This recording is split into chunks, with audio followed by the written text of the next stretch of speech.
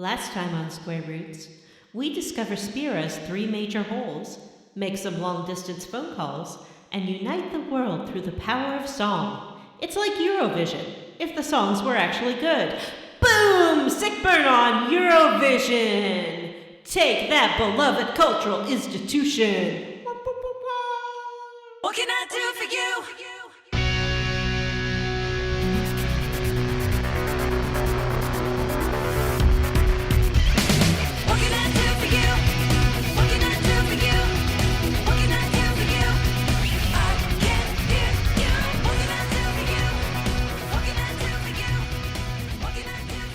Hey everyone, and welcome to Square Roots, the classic RPG podcast. My name is Jim Banks. I am joined by John Vegnagun Brandon.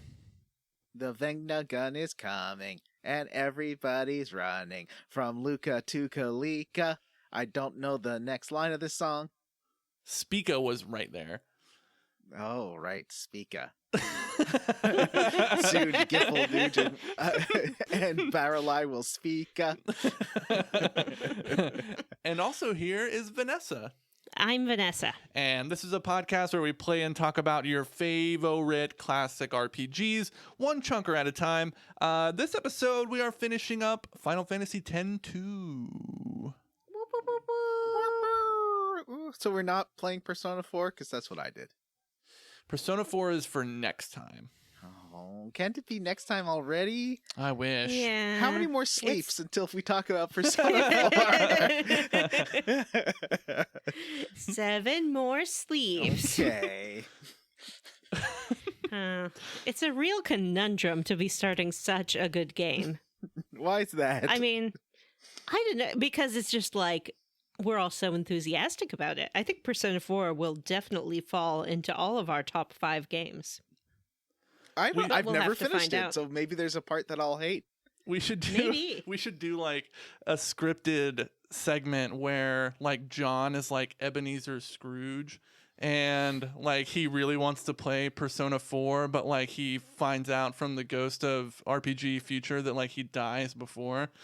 And he's like he's talking to the spirit and he's like, "Spirit, show me no more." We've already done a scripted Ebenezer Scrooge bit for this That's show. true. Look for it in Spirit. our archive feed. Show me P4. Spirit, make me level up my Sun Arcana. That's terrible. You there, boy. What day is it? Who killed that girl? Why, it's Christmas day, sir. Go buy a turkey for everyone, even little Teddy. Why you speak as me, sir? Yes, Tiny Ted. So good. Geez, this is what we do. Yeah, this is the podcast where we do that. All right, guys, let's talk about how we leveled up. I want to hear from Vanessa first. Okie dokes. I've been watching some movies. What? It's been my level up for the past every week because that is all I can do. Because I am not allowed to leave the house. I'm grounded. So I watched 2 movies about women dealing with unusual anatomical problems. One was called Cat People, and it's from the 80s. You may know it as the movie that David Bowie wrote the song Cat People for. It stars a very young Malcolm McDowell as a cat person, and he wants to sleep with his sister, but she doesn't want to do it, and that's essentially the whole plot. Are these like werecats? They are werecats, yes. Gotcha. He wants to sleep with his sister because anytime their species has sex with someone they're not related to, they turn into werecats. Why do So I it's a have in my Real mind? conundrum. This isn't like this isn't a Stephen King joint, right? Is this something else? I think it's just something else. I think it's its own thing. Maybe I'm thinking of Cat's Eye. Is Cat's Eye a Yeah. Yeah, that's it. That's a Stephen King thing. Yeah. No, this is like a 1982 erotic thriller, and it's exactly the level of eroticism you would expect it to be, which I would say is not very. Just a lot of like boobs flopping around. Oh, it's a Paul Schrader. Is this a Paul Schrader movie? It's possible. I didn't actually Google it to learn anything about this before I started talking about it. Ooh. Natasha Kinski is in it as well. And it is a Paul Schrader movie. Wow, he's made some stuff. Like He's made some he made stuff. like Autofocus. Mm-hmm. And Taxi Driver. Yeah, and Blue Collar. And Raging Bull. And Dog Eat. Oh, that's a bad movie. We're talking about good ones. Yeah. But yeah, it was just sort of like a movie I've always heard about but had never seen. It's way too long. It has that, it's like idea in the late 70s, early 80s that just filming anything was like so compelling and fascinating that you didn't really have to have a reason to be doing it. And it didn't have to advance the plot. So it's a lot of that. But I don't know. If you like to see Malcolm McDowell naked, you'll probably like it. Would I ever? I also watched a movie called Teeth. That's about a girl who has a real good set of chompers, except she doesn't know it. And it's about her learning how to use them to do some good chomping. And I found it very inspirational and inspiring. It's like we all have hidden talents, and sometimes they may even seem like a detriment, but if you believe in yourself and you work hard, you can learn to accomplish great things. Teeth. Do you think that movie's about the subtext of cis male kind of obsession yet also revulsion at the subject of that film? Yes, that is kind of what they explain it to be when they're talking about her unusual anatomical issue is from various mythologies, and they kind of talk about the psychological root of those mythologies. Right. It also has some really amazing prosthetics. Oh, wow. So if you like to see very detailed, realistic looking severed objects, you'll like Teeth. I don't know if I want to see that. I did like it, like sincerely enjoyed the movie. It's very funny. The protagonist starts out as a abstinence only sort of Christian educator. So she spends a lot of time preaching at these camps about saving your most precious gift and whatnot. And then she sort of comes into her sexuality, let's say. Teeth. Yeah. For a chomping good time. Finally, I watched a movie called Midnight Cowboy, which I had never seen. You'll know it as the movie where Dustin Hoffman goes, "I'm walking here." Yeah. And that is essentially all I knew about it.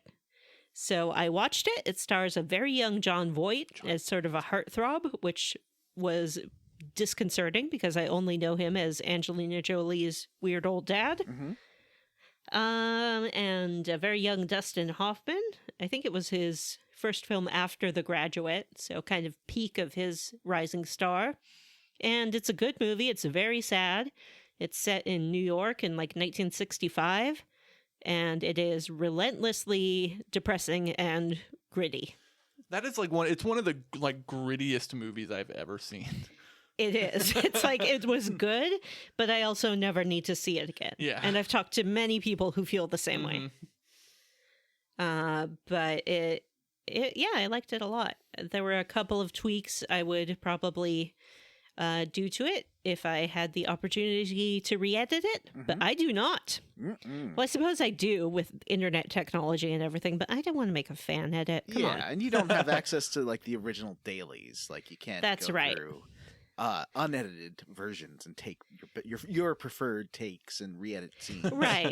Right. Speaking of like heartthrob Jon Voight, I never realized how handsome a lot of those old actors were until I saw the movie Deliverance like 2 years ago. And Yeah, it's crazy, right? Burt Reynolds is a tall drink of water in that movie. Mhm. I tell you what. If you ever have the opportunity to see a young Robert Redford, it's like jarring. Yeah, it's crazy. It's like, okay, I get it now. Who's the one who looks like Zach Galifianakis in that one gif of him like nodding? Is that Robert Redford? That is Robert Redford. Who knew? I know, right? Yeah. The only thing I'd say is that makeup at the time, like in the 70s, just wasn't quite as nuanced. So everyone does have kind of a flat look to them, which I think makes them look a little less attractive than contemporary actors. But yeah, if you're looking for symmetry and height and machismo, look no further. Yeah. Agreed. Who else is in Deliverance? Is Christopher Walken in that one? No. No, I'm thinking of Deer Hunter. Yeah, which is also a good movie. Not another movie I would want to see again. Yeah. It's like Jon Voight and Burt Reynolds and who's that chubby guy? I gotta look it up. Beatty? Ned Beatty? Yes, Ned Beatty and Ronnie Cox is in it. And then I think a lot of the hillbillies in the show were all mostly like locals. Mm-hmm. I remember reading that about the production of that movie. Yeah, I didn't realize that movie was so dark too. Yeah. There are a lot of dark movies from that period of time. Oh, Steve McQueen. He's another guy who's like really handsome if you watch his work. Just like, oh, okay. Exude masculinity, why don't you? Anyway, that's how I leveled up. Next week, look forward to me watching some more movies because really my options are limited. I mean, I play Animal Crossing, I play the game for the show, that's all I'm playing right now, and I watch movies. Johnny. Yes? How did you level up? Oh, how did I level up? Well, what? I'm feeling a little bit uncomfortable. You don't like this voice? I like it in that it reminds me of that one actor who's always lampooned on The Simpsons Paul who would go, Lynde? yes, hello. Is this your level up, John? Yes. Yes, my level up is just a bit. I would like to talk about two shows I purchased because they are not available on any of the streaming services I Whoa. watch. One is called My Brother, and Me, I've heard of that show. an advice That's a television show podcast. for a modern Wait, television? era. It is so good. Have you seen the TV version, Vanessa? Yes, What? I have. It's pretty great. It is pretty great. I like it. My favorite episode is probably, I think it's the first one when Travis does a hit and they're very upset because Travis did a hit on Justin Mm-hmm. and Griffin tells on them to his dad. Yeah. And That was wonderful.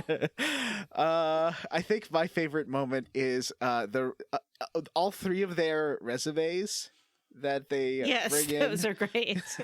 including Griffin's scrolling reader screen. Mm-hmm. That is maybe one of the funniest things I've seen on television in a long time. But also, I have been watching the FX version of What We Do in the Shadows. Oh, I watched the first episode of that not too long ago. But I need to catch up on season 2.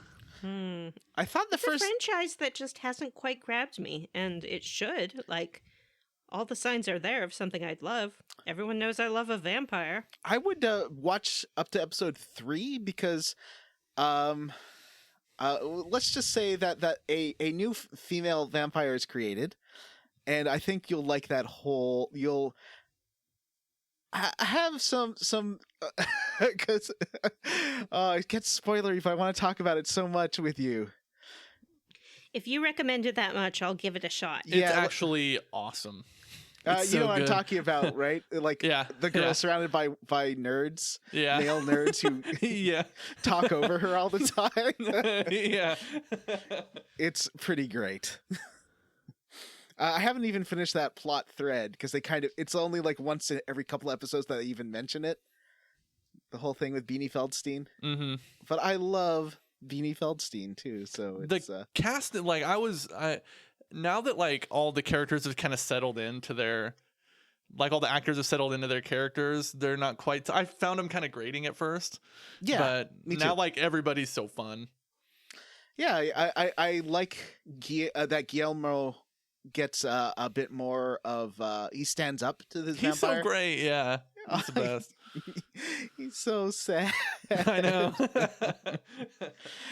But yeah, it's and definitely a lot of the guest casting. There's always someone really great in every episode. Like you Mhm. have Nick Kroll show up. Yeah, he's really funny in it too. Yeah, and what's her face from Bob's Burgers who plays the girl. You know, Kristen Shaw. yeah, Kristen Shaw. She's always really good. I think Mark Hamill was on an episode recently. Oh wow, Yeah. that's fun. Yeah, so that's about it. I've also been playing Persona 5, but I'm gonna put that on hold for a little bit. I don't think I can do 2 Personas at once. You'll get confused. Yeah. I've been playing Destiny 2 with friends. That game is okay. It's fine. I've been reading a lot about the expansion that they're gonna do soon, Mhm. or like the next event or whatever they call it.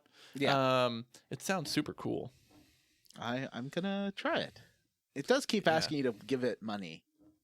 Really? Yeah, well, because like, especially I bought the last expansion on PC, but they're like, oh, that doesn't transfer over. Even though it's your same character, it doesn't transfer over to if you play it on PS4 as well, which is Wow. really annoying. That is annoying. Yeah. All right, Jim. Last Ooh. but not least, how did you level up? I got a tattoo yesterday. It's a Ultros.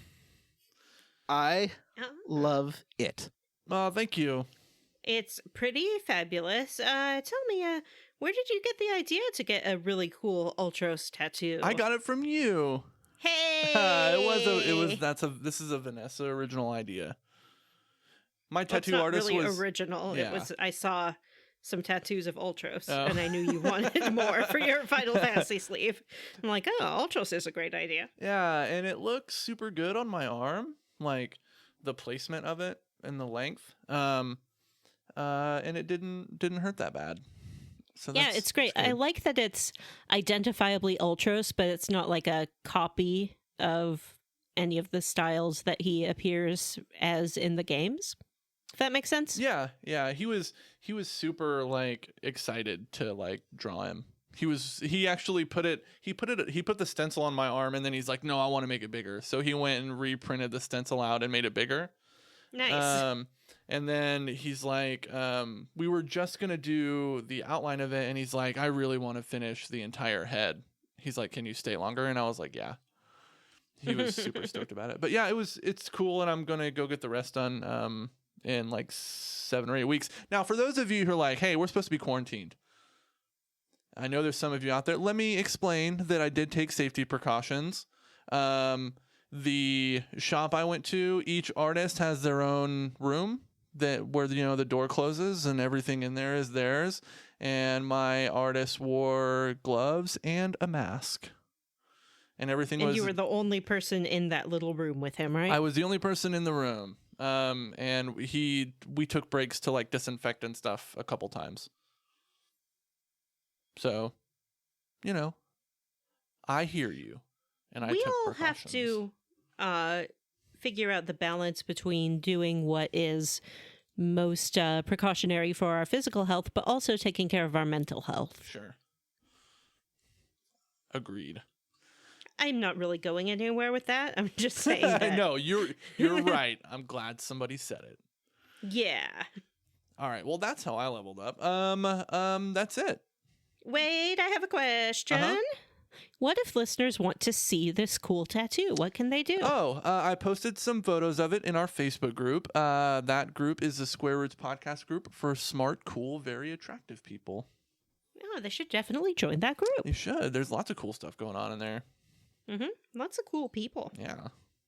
If you want to hang out with gamers who aren't like, gamers. Yeah, not italicized gamers. Yeah, not like gamers. I would say we are a zero gatekeeping group. Mm-hmm. We have fun. We have fun. Now is the time for mission time. Mission time? That's where they commit crime. All right, I gotta go, guys. Bye. Bye. Bye.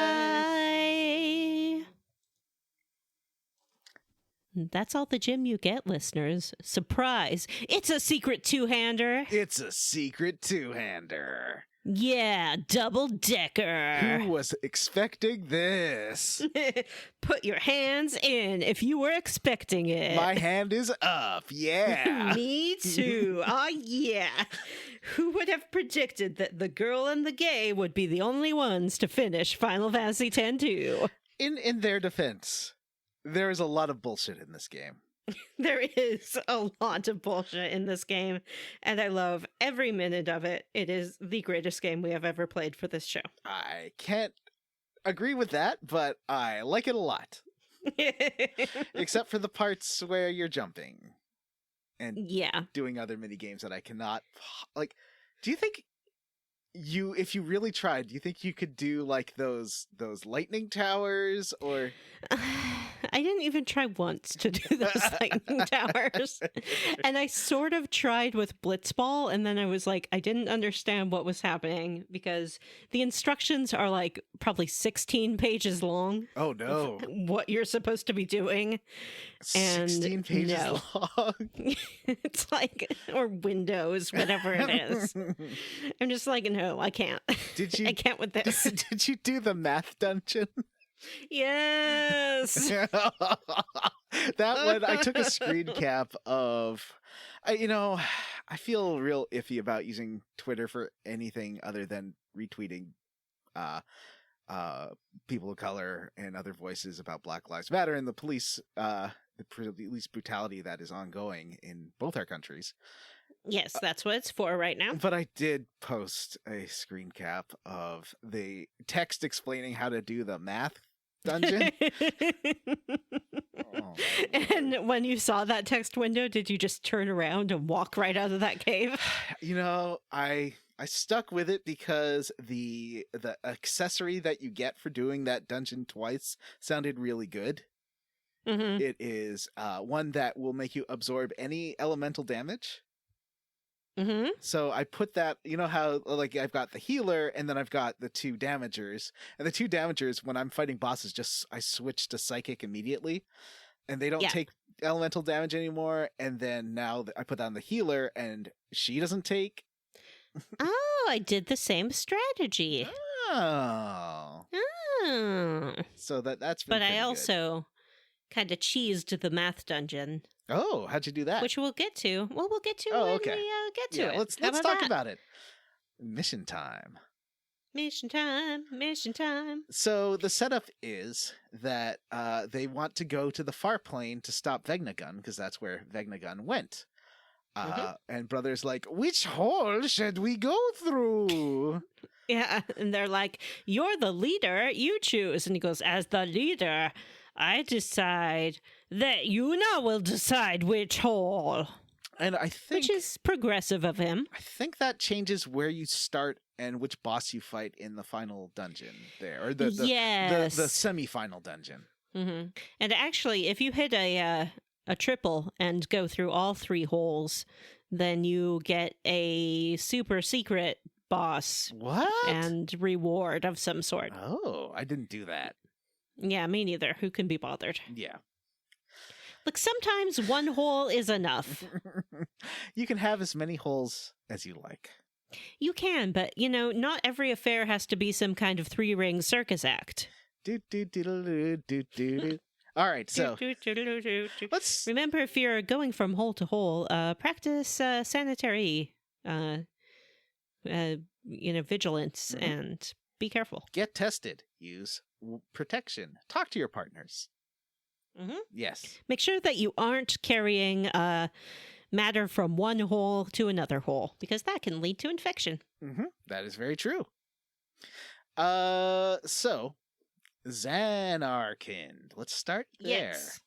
Because before we jump in a hole, we're going to putz around for hours, which is kind of the theme of this whole game.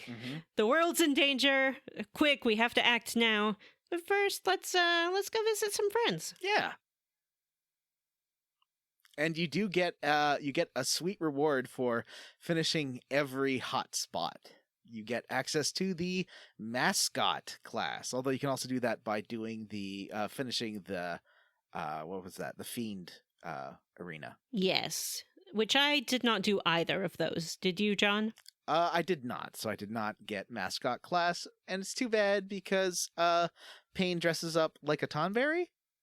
Oh, that sounds so cute. Yuna is in her Moogle costume, and what? I forget what. I feel like Riku's a chocobo or something. I want to agree with that, but I don't know what I'm basing that on. It just feels right. Yeah. So, Zanarkand.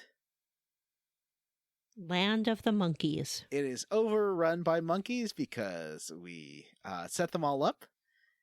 Not really thinking about the future and what this would entail for Zanarkand. Yeah, we didn't really consider overpopulation or whether or not it would throw the ecology out of whack. We were just like, if there are a bunch of monkeys here, then people won't want to come because it will be covered in monkey dung. So, yeah, like, are these a invasive species? Or are they indigenous to the area? Who knows? I don't remember seeing monkeys there the first time we went to Zanarkand. Right. I feel like Sid probably brought them in as part of his attraction. And now they're just running all over the place. And all of the native fiends are going to, like, eat them and become too fat. Wasn't there a side quest in Mass Effect 1 or 2 where you have to pick up monkeys? Yes, there was. I remember you have to, like, drive that thing from spot to spot and then, like, check each and every monkey for a bomb core or something like that. Because the monkey ate it. Yeah. Yeah. So, Mei-chan is there. And Mei-chan gives us last lecture. Is this about the history of combat or something? I can't remember. When he starts to talk, it's like I just go into my happy place. I have a hard time listening too, but he does say he knows a lot about what happened 1,000 years ago. Like I don't know if you noticed that. Yeah. And this, Vanessa, it reveals why. I don't want to know. He's unsent. He's a ghost. You didn't know he was a ghost. This is the longest ghost we did not know it was a ghost ever on Square Roots. I know. They always get me. These Final Fantasy games always get me with these ghosts. What you don't know is a ghost, which everyone knows is my number one greatest fear. Number two is dinosaurs. But I will say that this guy gets a little bit of a pass because he also did not know he was a ghost. Right. But a lot of those ghosts don't. Ghost, what didn't know he was a ghost, what we didn't know was a ghost. Right, exactly. But he busts himself. Yep. He's like, oh shit, I just realized I'm a ghost. Bye. Later. And sends himself off to the far plane, except Riku, who always has to make things creepy, is like, I bet we'll see him again. Why, Riku? Why? Why? Riku. One of the endings also gives, or not ending, one of the secret scenes you can unlock in this chapter also kind of gives the idea that you will, because Riku will be the focus of Final Fantasy X-3. I can't wait. I think we've been waiting for 17 years. I've been waiting longer than that for Half-Life 2. I mean, What? 3. What? No? No? No, this was 2003. Oh, Half-Life 2 Episode 3 was 2007. right. 13 I guess I years. haven't been waiting. 1,000 words. It's something and something. I thought about 1,000 years. I thought about us dressing up like Len and then recreating that video, like That would be amazing. and you doing the part where it's like the what do you call harmony on silver wings, Yeah. on silver wings. I love that dumb song so much. It's so good. I love that it's got that Spice Girls droom. Like it's that Yeah. one sound that's in a lot of Spice Girls songs. It's like, I mean, to be clear, when we say it's good, we don't mean that it's a good song. We just mean that it's a perfect encapsulation of everything that has gone into this game. I think it's a good song. It does kind of slap. Yeah, I mean, when that beat drops. Oh, anyway, Vanessa, can you single hand this while I feed my cat? Because I forgot to, and she's really upset. Oh, sure, no problem. This shan't be but a moment. Bye. It's time for the Vanessa all by herself show. It's time for the listeners to hear what they want to know about Vanessa. It's Vanessa time. John, listeners cannot hear him, but I can hear him, and he is harmonizing, so just imagine that in your own little heads.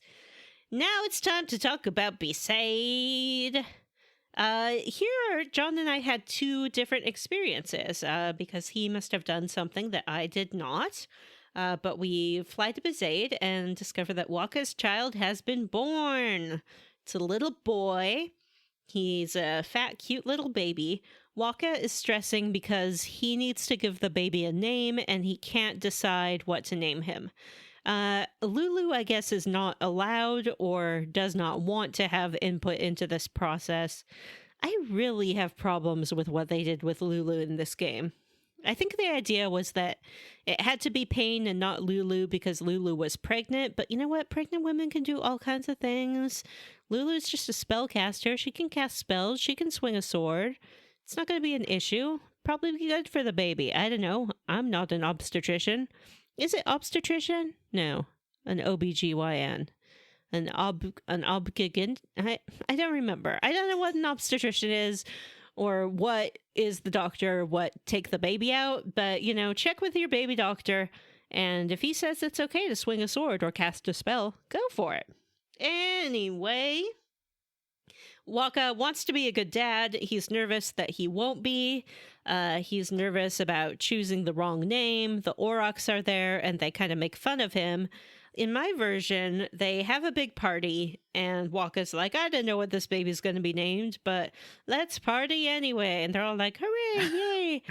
John, what happened in your version? In my version, because I did all the Besaid like side quests over every chapter, I get Wakka finally saying he has to name the kid or Lulu will murder him, so he names the kid Vedina. Why? I don't know, actually. I thought it was going to be like Chappu or something. Right. Wakka's whole thing is going on and on about Chappu and how his brother died and he loved Chappu, and then Tidus was like a stand-in for Chappu. Name the kid Chappu. Vedina? That's nothing. Did you It's a also girl's get name. the scene with the guy who put you on that gauntlet, and he he just leaves the team but before he does this amazing even better than Tidus kick with the blitz ball. Mm-hmm. And he also tells us to give Wakka a sphere, and the sphere is of Chappu, who looks I didn't get that. nothing like Tidus. I didn't get the Chappu sphere. It must be because I didn't do his Gunner's Gauntlet. I only did it 'cause the I think one time. I never did it with a good time. Oh, okay. So yeah, it's just a little scene of Chappu talking about Wakka. It's a very sweet scene. So I thought that would maybe move him towards naming him Chappu, and that's what it was setting him up. But nope. That's Nope. not part of it. And new Yevon guy shows that he's still a jerk even when he leaves because he kicks a blitzball into the face of Kipa. Yep, he's just like, fuck you. And then Kipa, I think, kind of disappears from the game after that. You do see him like unconscious on the beach. Yeah. Poor Kipa. Uh-huh. So, next up, Besaid. That's where we just next were. Up, Sorry, I always mix up Besaid and Vivel. Yeah. Next up, Kalika. Kalika! Things are much better on Kalika now that the Youth League and New Yevon aren't fighting, and New Yevon has made a really gracious gesture of sending everyone in the town balloons. So everyone's walking around with a balloon, and they're like, yeah, you know that civil war we just about had? It's okay now, we got a balloon. They're gonna choke all the turtles letting these balloons float around. Yeah, there's like big bushels of balloons. The adults have balloons. The children have balloons. Everyone has gone balloon crazy. And you can go around and talk to all of them. And there's this one adult guy who's like, what, this balloon I have? Don't worry about it. Like he's, I think, a little bit embarrassed to be holding his balloon. There's a couple of deflated balloons in my front yard. Oh. I don't know why, but they're at like 20 feet up one of the big redwoods we have. Oh, no. So I'm not getting that down. But they're... where'd they come from? Oh, just people like these Kalika people who just think they can just let balloons float off anywhere. No, you can't do that. Oh, they do let balloons float off and almost crash the Celsius at one point. That's true. Yeah, balloons are a menace. Yeah. And don't have them around your pet because if your pet swallows a latex balloon, it can get stuck in their throat and suffocate them. And this, once again, the sea turtles are real bad about choking on those things for some reason. They just get those. Yeah. They can't help but swallow balloons and put their heads into those 6-pack things. I don't even know if that's real or not, but I've always learned that you have to can't get enough of it. Even if you're putting them into recycling, you have to cut them up. Otherwise, it'll just kill every single turtle. It'll kill everything. There's like a 6-mile patch of garbage floating in the ocean, John. I know. What are we going to do? And I'm only responsible for like a third of that. I need to invent some kind of machine to scoop it up and convert it into fuel. You know, someone did. But then marine biologists were like, hey, this will actually like totally destroy small fish. There's no way to weed them out and collect particles of plastic. This is terrible. What are you doing? Oh. Right. Yeah. Oh, yeah. Boy. Well, I guess we're just going to have to send out a whole bunch of people with those grabby things, and they can, sit in rafts and use their grabbers to grab trash, put it in a bag. I guess so. It reminds me a bit of that. Do you ever watch Dinosaurs? And how they're trying to solve that one problem and then keep stacking up other problems on it involving, I think at first it was because they were destroying swampland and these bugs get everywhere. And then they try ways of killing the bugs and it ends up causing an ice age and killing the family and everyone on the planet. Oh. That's how Dinosaurs ends. Whoops-a-doodle. That is the last episode of Dinosaurs. That's right. It's very grim. Yes. Let that be a warning to you humans.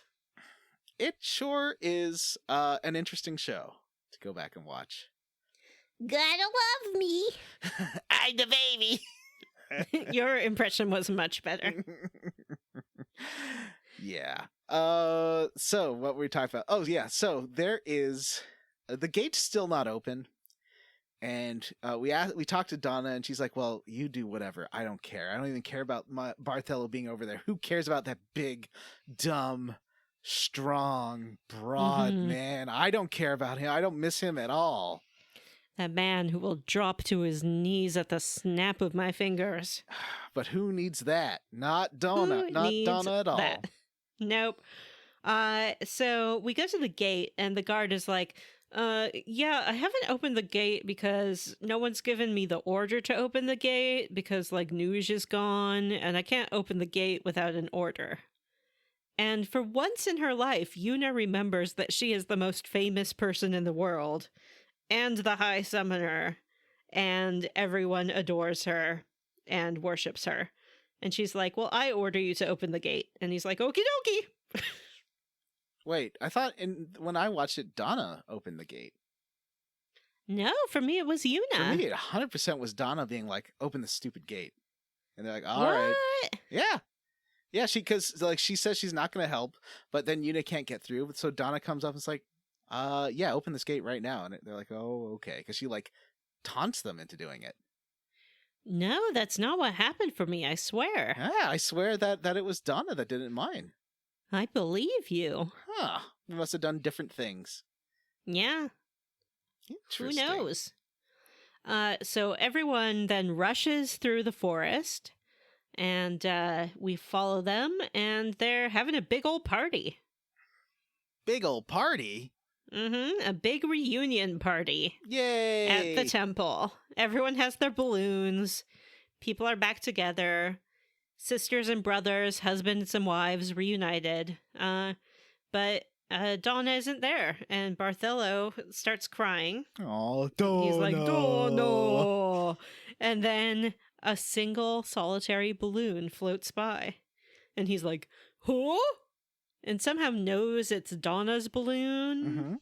And he goes, Donna! And runs back. Mm-hmm.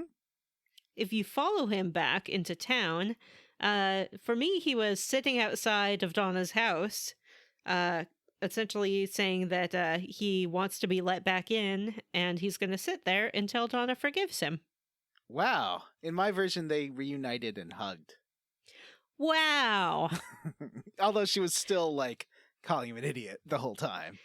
Yeah. In my version, he's sitting out there, and I went and talked to another woman, and she's like, oh, he's back. I get those balloons that Donna and I released really worked. And if I go talk to Donna, she's like, is he still out there? Is he telling everyone about what happened and that I won't let him in? Good. Did you, like, tell Donna, oh, you don't need that asshole?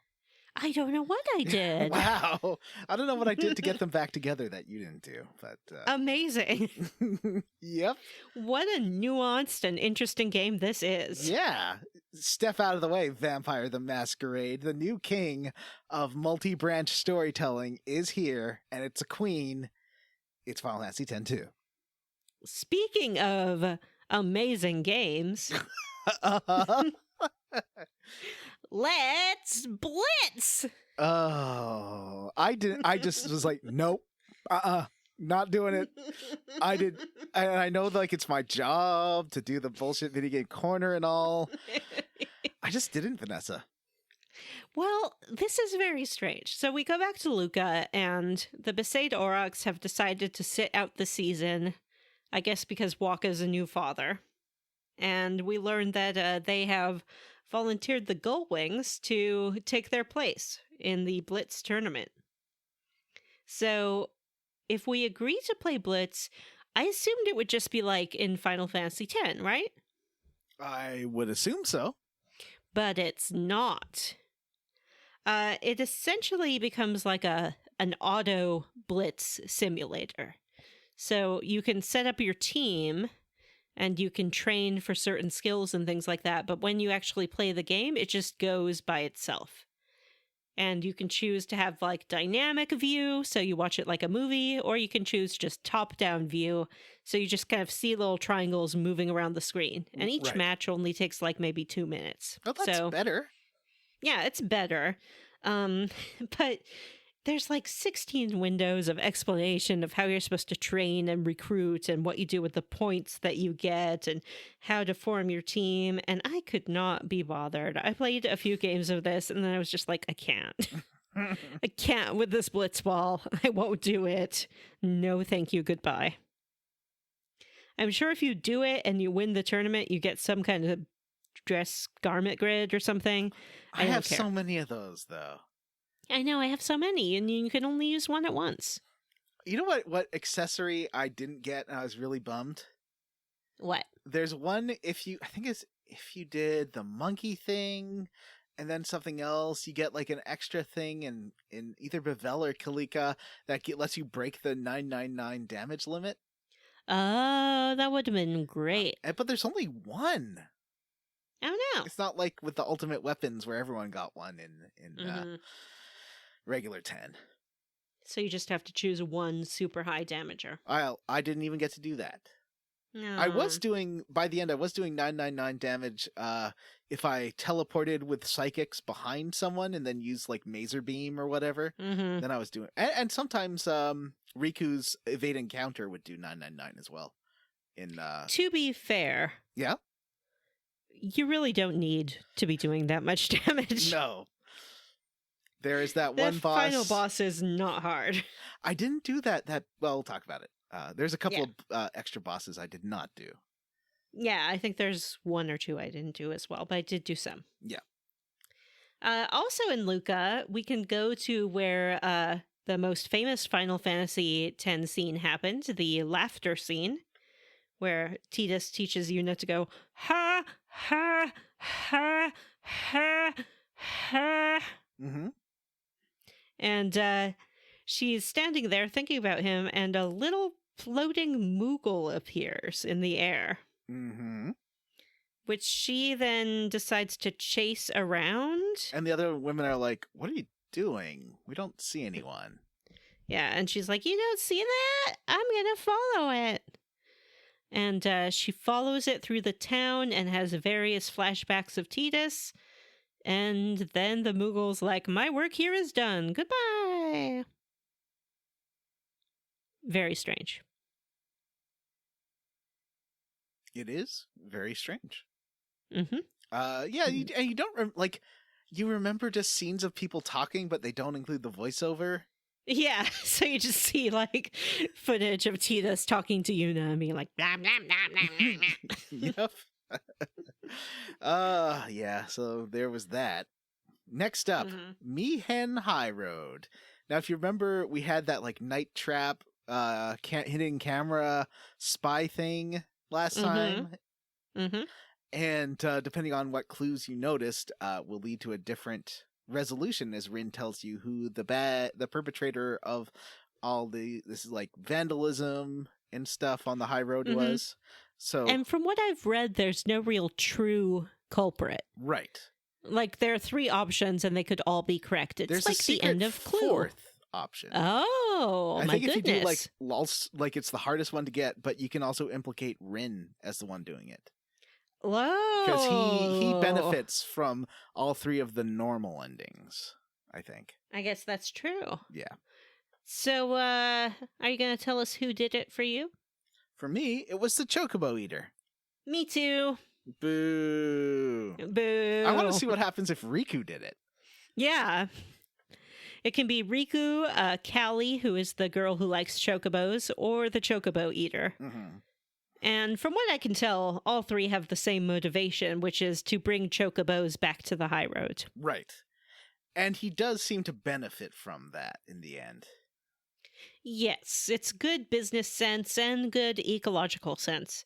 Right. I assume this doesn't happen if Callie or Riku is the culprit, but he does put the Chocobo Eater into a cage and it goes off to live its life in a farm upstate. Mm-hmm. But Rin is like, I will honor its work by bringing back the Chocobos. Yeah, it must be a farm. Sure, Vanessa, a farm. That's where it's going. Yeah, it goes to a farm. Because you do ask, and he's like, don't worry about it. It's going to a farm upstate. Mm-hmm. Mushroom Rock Road. Yeah, you sided with New Yevon, right? So you didn't Yeah. get to do this. No, I did. Well, I mean, I did a different thing of just walking up and everyone saying that they're all kind of fighting each other right now, but you aren't going to be part of this tournament because you're not part of the youth league. But that they'll sort things out eventually. Yeah. I, however, am part of the Youth League, so I get to fight in the tournament. And it's, I think, 6 rounds, and you fight just some Youth League grunt people all the way up to the Youth League leadership, with the exception of Nuge, because he is in the far plane. Right. Yeah, no And one knows where that's their what I did. leaders are. I think we talked about that last time because that's why all the groups were like going crazy. Mm-hmm. But they were united through the power of 1,000 words. On silver wings. Silver wings.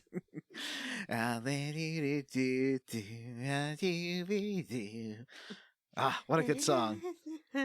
Yeah, listeners, if for whatever reason you are not playing along and you have not looked up this song, put it on YouTube right now and rock out. Yeah.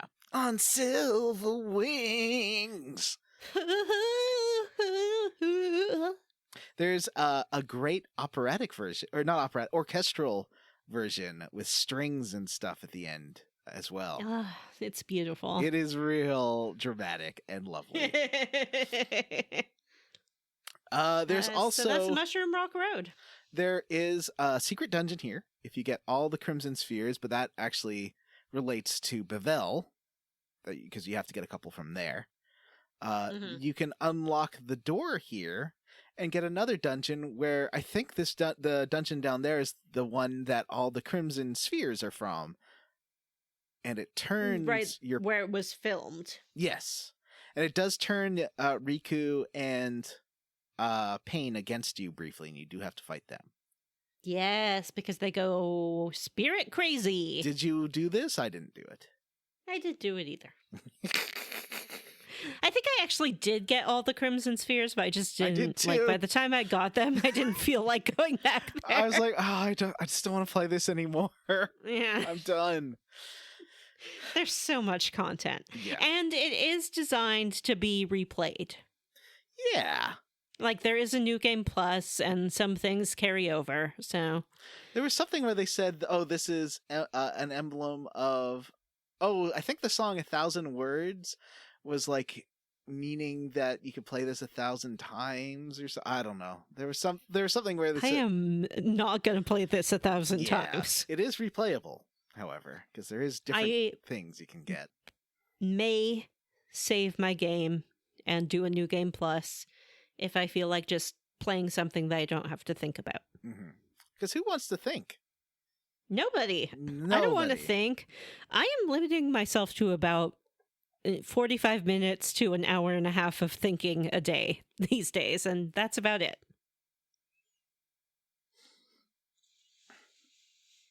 Moving on. Or should I say moving on to the moon flow. Moving on. To the moon flow? Oh, moving boy. on. So Speaking of moon flow, I was gifted a little subscription box that comes once a month, and it comes with items to help you through your monthly cycle, including tampons and pads and snacks and self-care items. Oh, that sounds lovely. Isn't the world a wonderful place? Yay! Hooray! So here you can, if you've done all of Tobley's side quests, he will put on a show with you and let Yuna sing. Except it's once again not with any sync dialogue here. Yeah. So we can't tell what she's doing. I like to assume that she's doing the la la la la la la.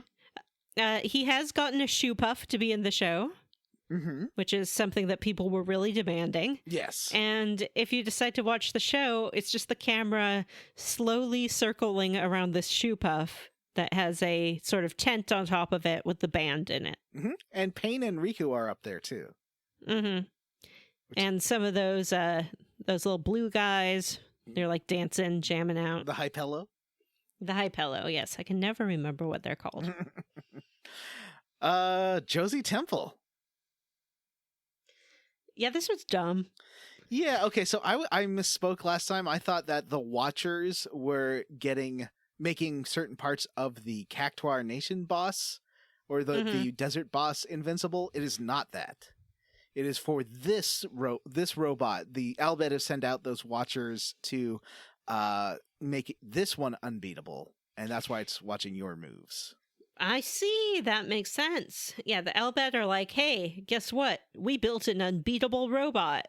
Do you want to challenge our unbeatable robot? And I'm like, sure. I beat it very easily. And they're like, oh no, you beat our unbeatable robot. You should find a repair manual and fix it, and then fight it again. Did you do that? I did, but I think you have to both find the repair manual and also find enough parts to upgrade it to a level 5 Yeah, I robot. looked into this. So you have to get each stat up to past 38 points. And I think my stats were at like 5 to 10 each, because I'd done a little bit of digging. And each thing you dig up gives it, I think, an additional 3 points in that category. So that would mean, if you're doing the math here, about 15 digs, successful digs No. per 5 categories.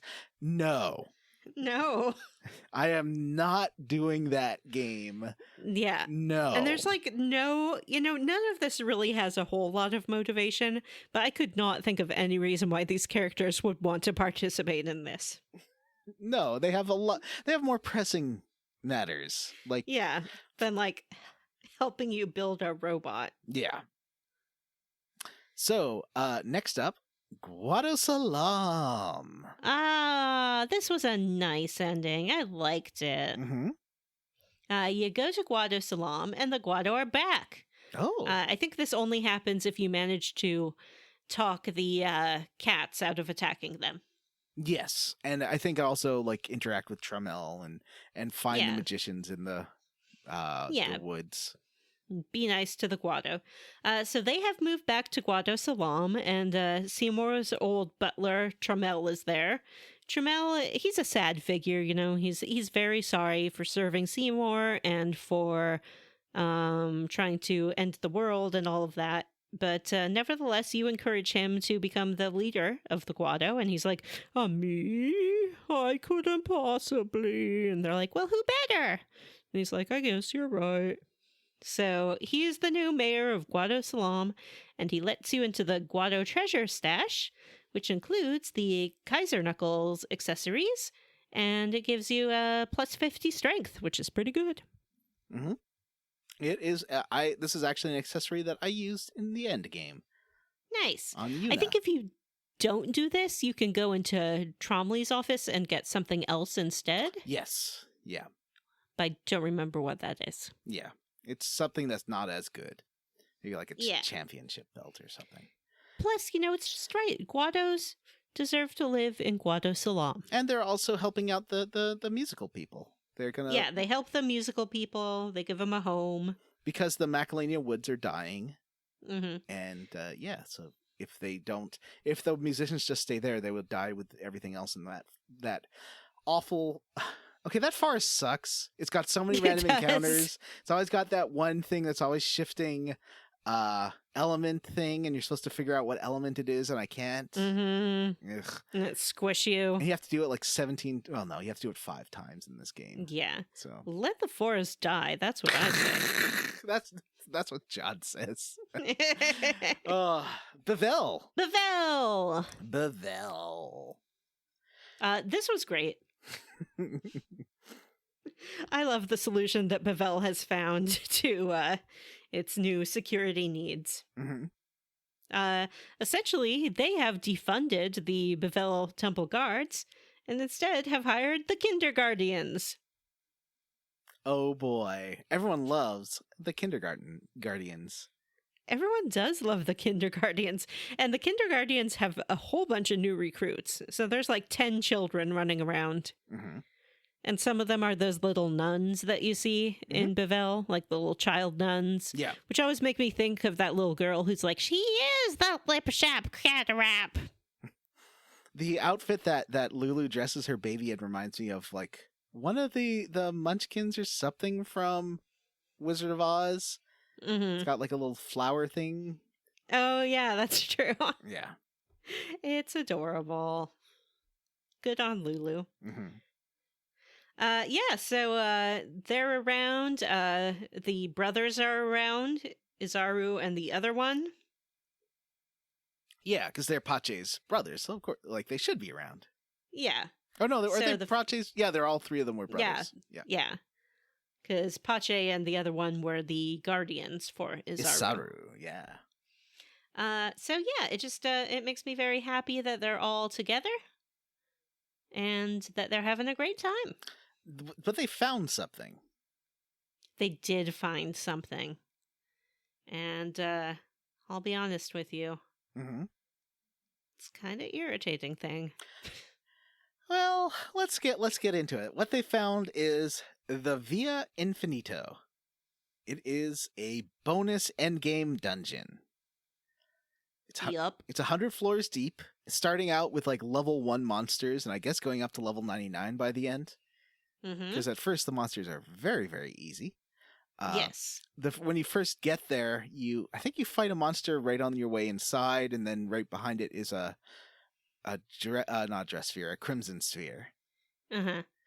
And you see someone like running off. I think you see Master Baby there running off. Is it Right. or something like that? You hear some voice of someone saying they're going through this dungeon. Yes. And And when you do that, you get a crimson sphere appear. right. Now you do get a second crimson sphere if you go 20 floors in, and this is Yep. where you fight against Maester Baby himself. Mm-hmm. And Keenock turns into a creepy spider boss. Yes. And then once you defeat him, he finally gets sent. Yes. He was one of those unsent bros. I did use my party of, I think, either 2 psychics or a psychic and a berserker, and just destroyed him in 2 turns. Mm-hmm. That was pretty great. And so these spheres that you get are the remaining 2 crimson spheres. Show you what happens when they get out, and they're all like making plans. Nuge thinks he's gonna go die somewhere, and then there's a second one, and it shows Nuge like grabbing a gun and shooting everybody because he's possessed by Shuyin. Yeah. Which doesn't make sense because Nuge isn't the one possessed by Shuyin. He is at the beginning. Oh, that's right.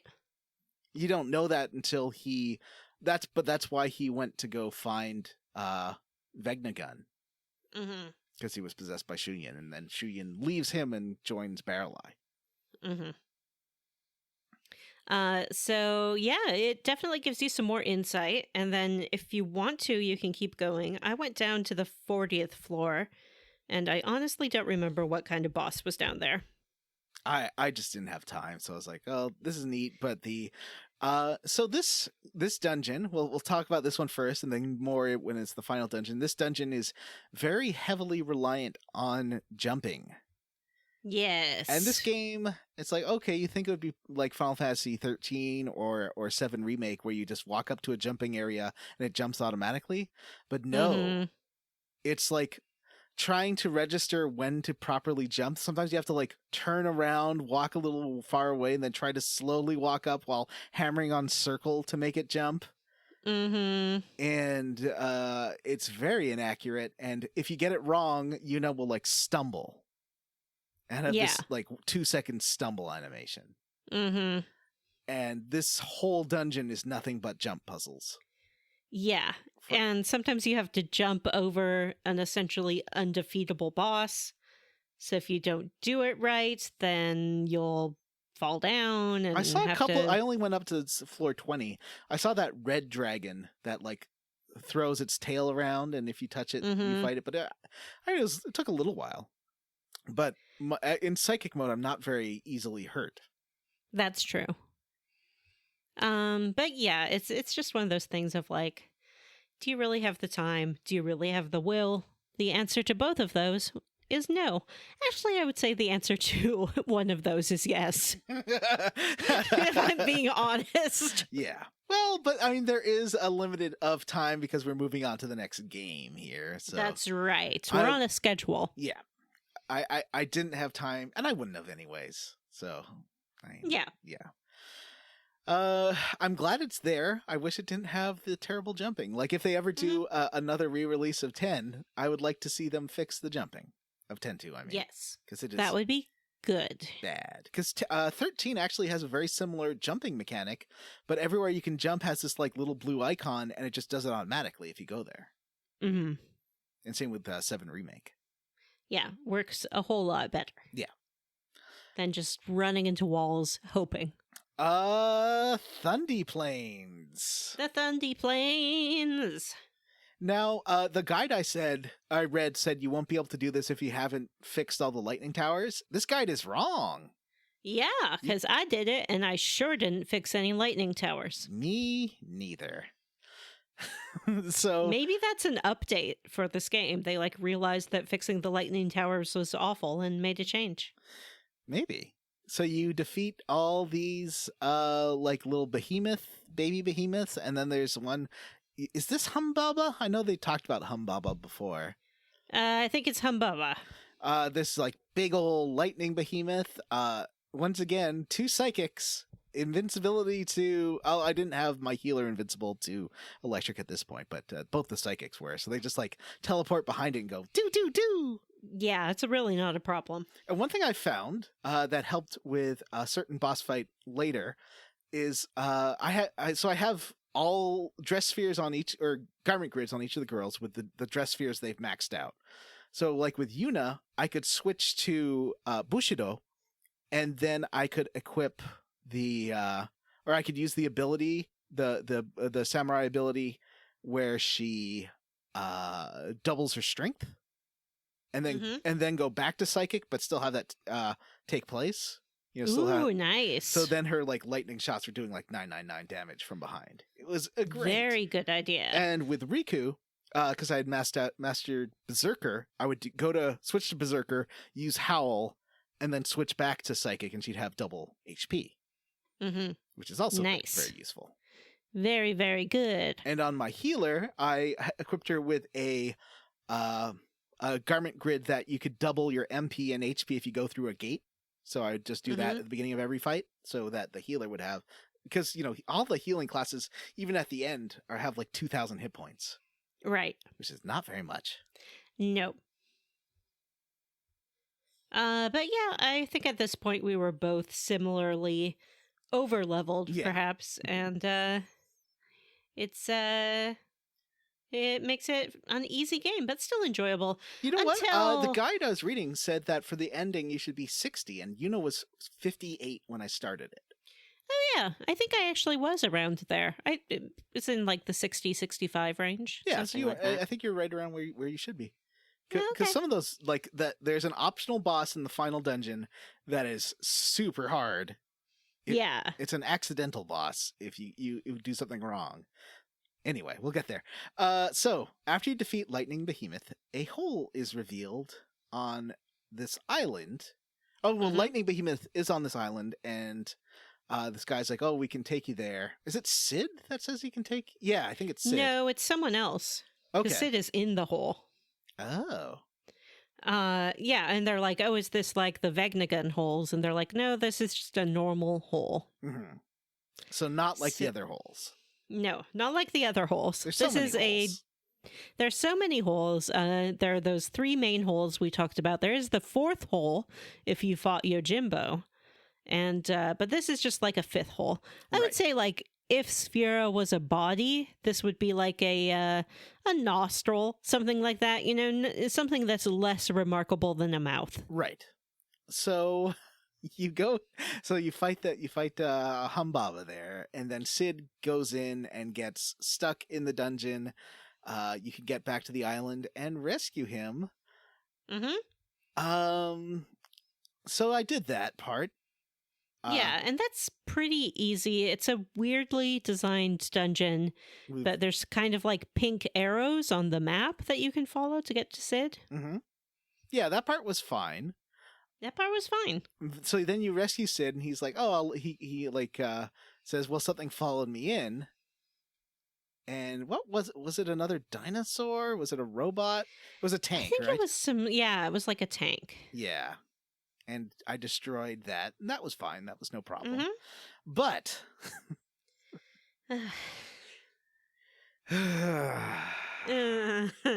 so tell us about what the cave becomes after this.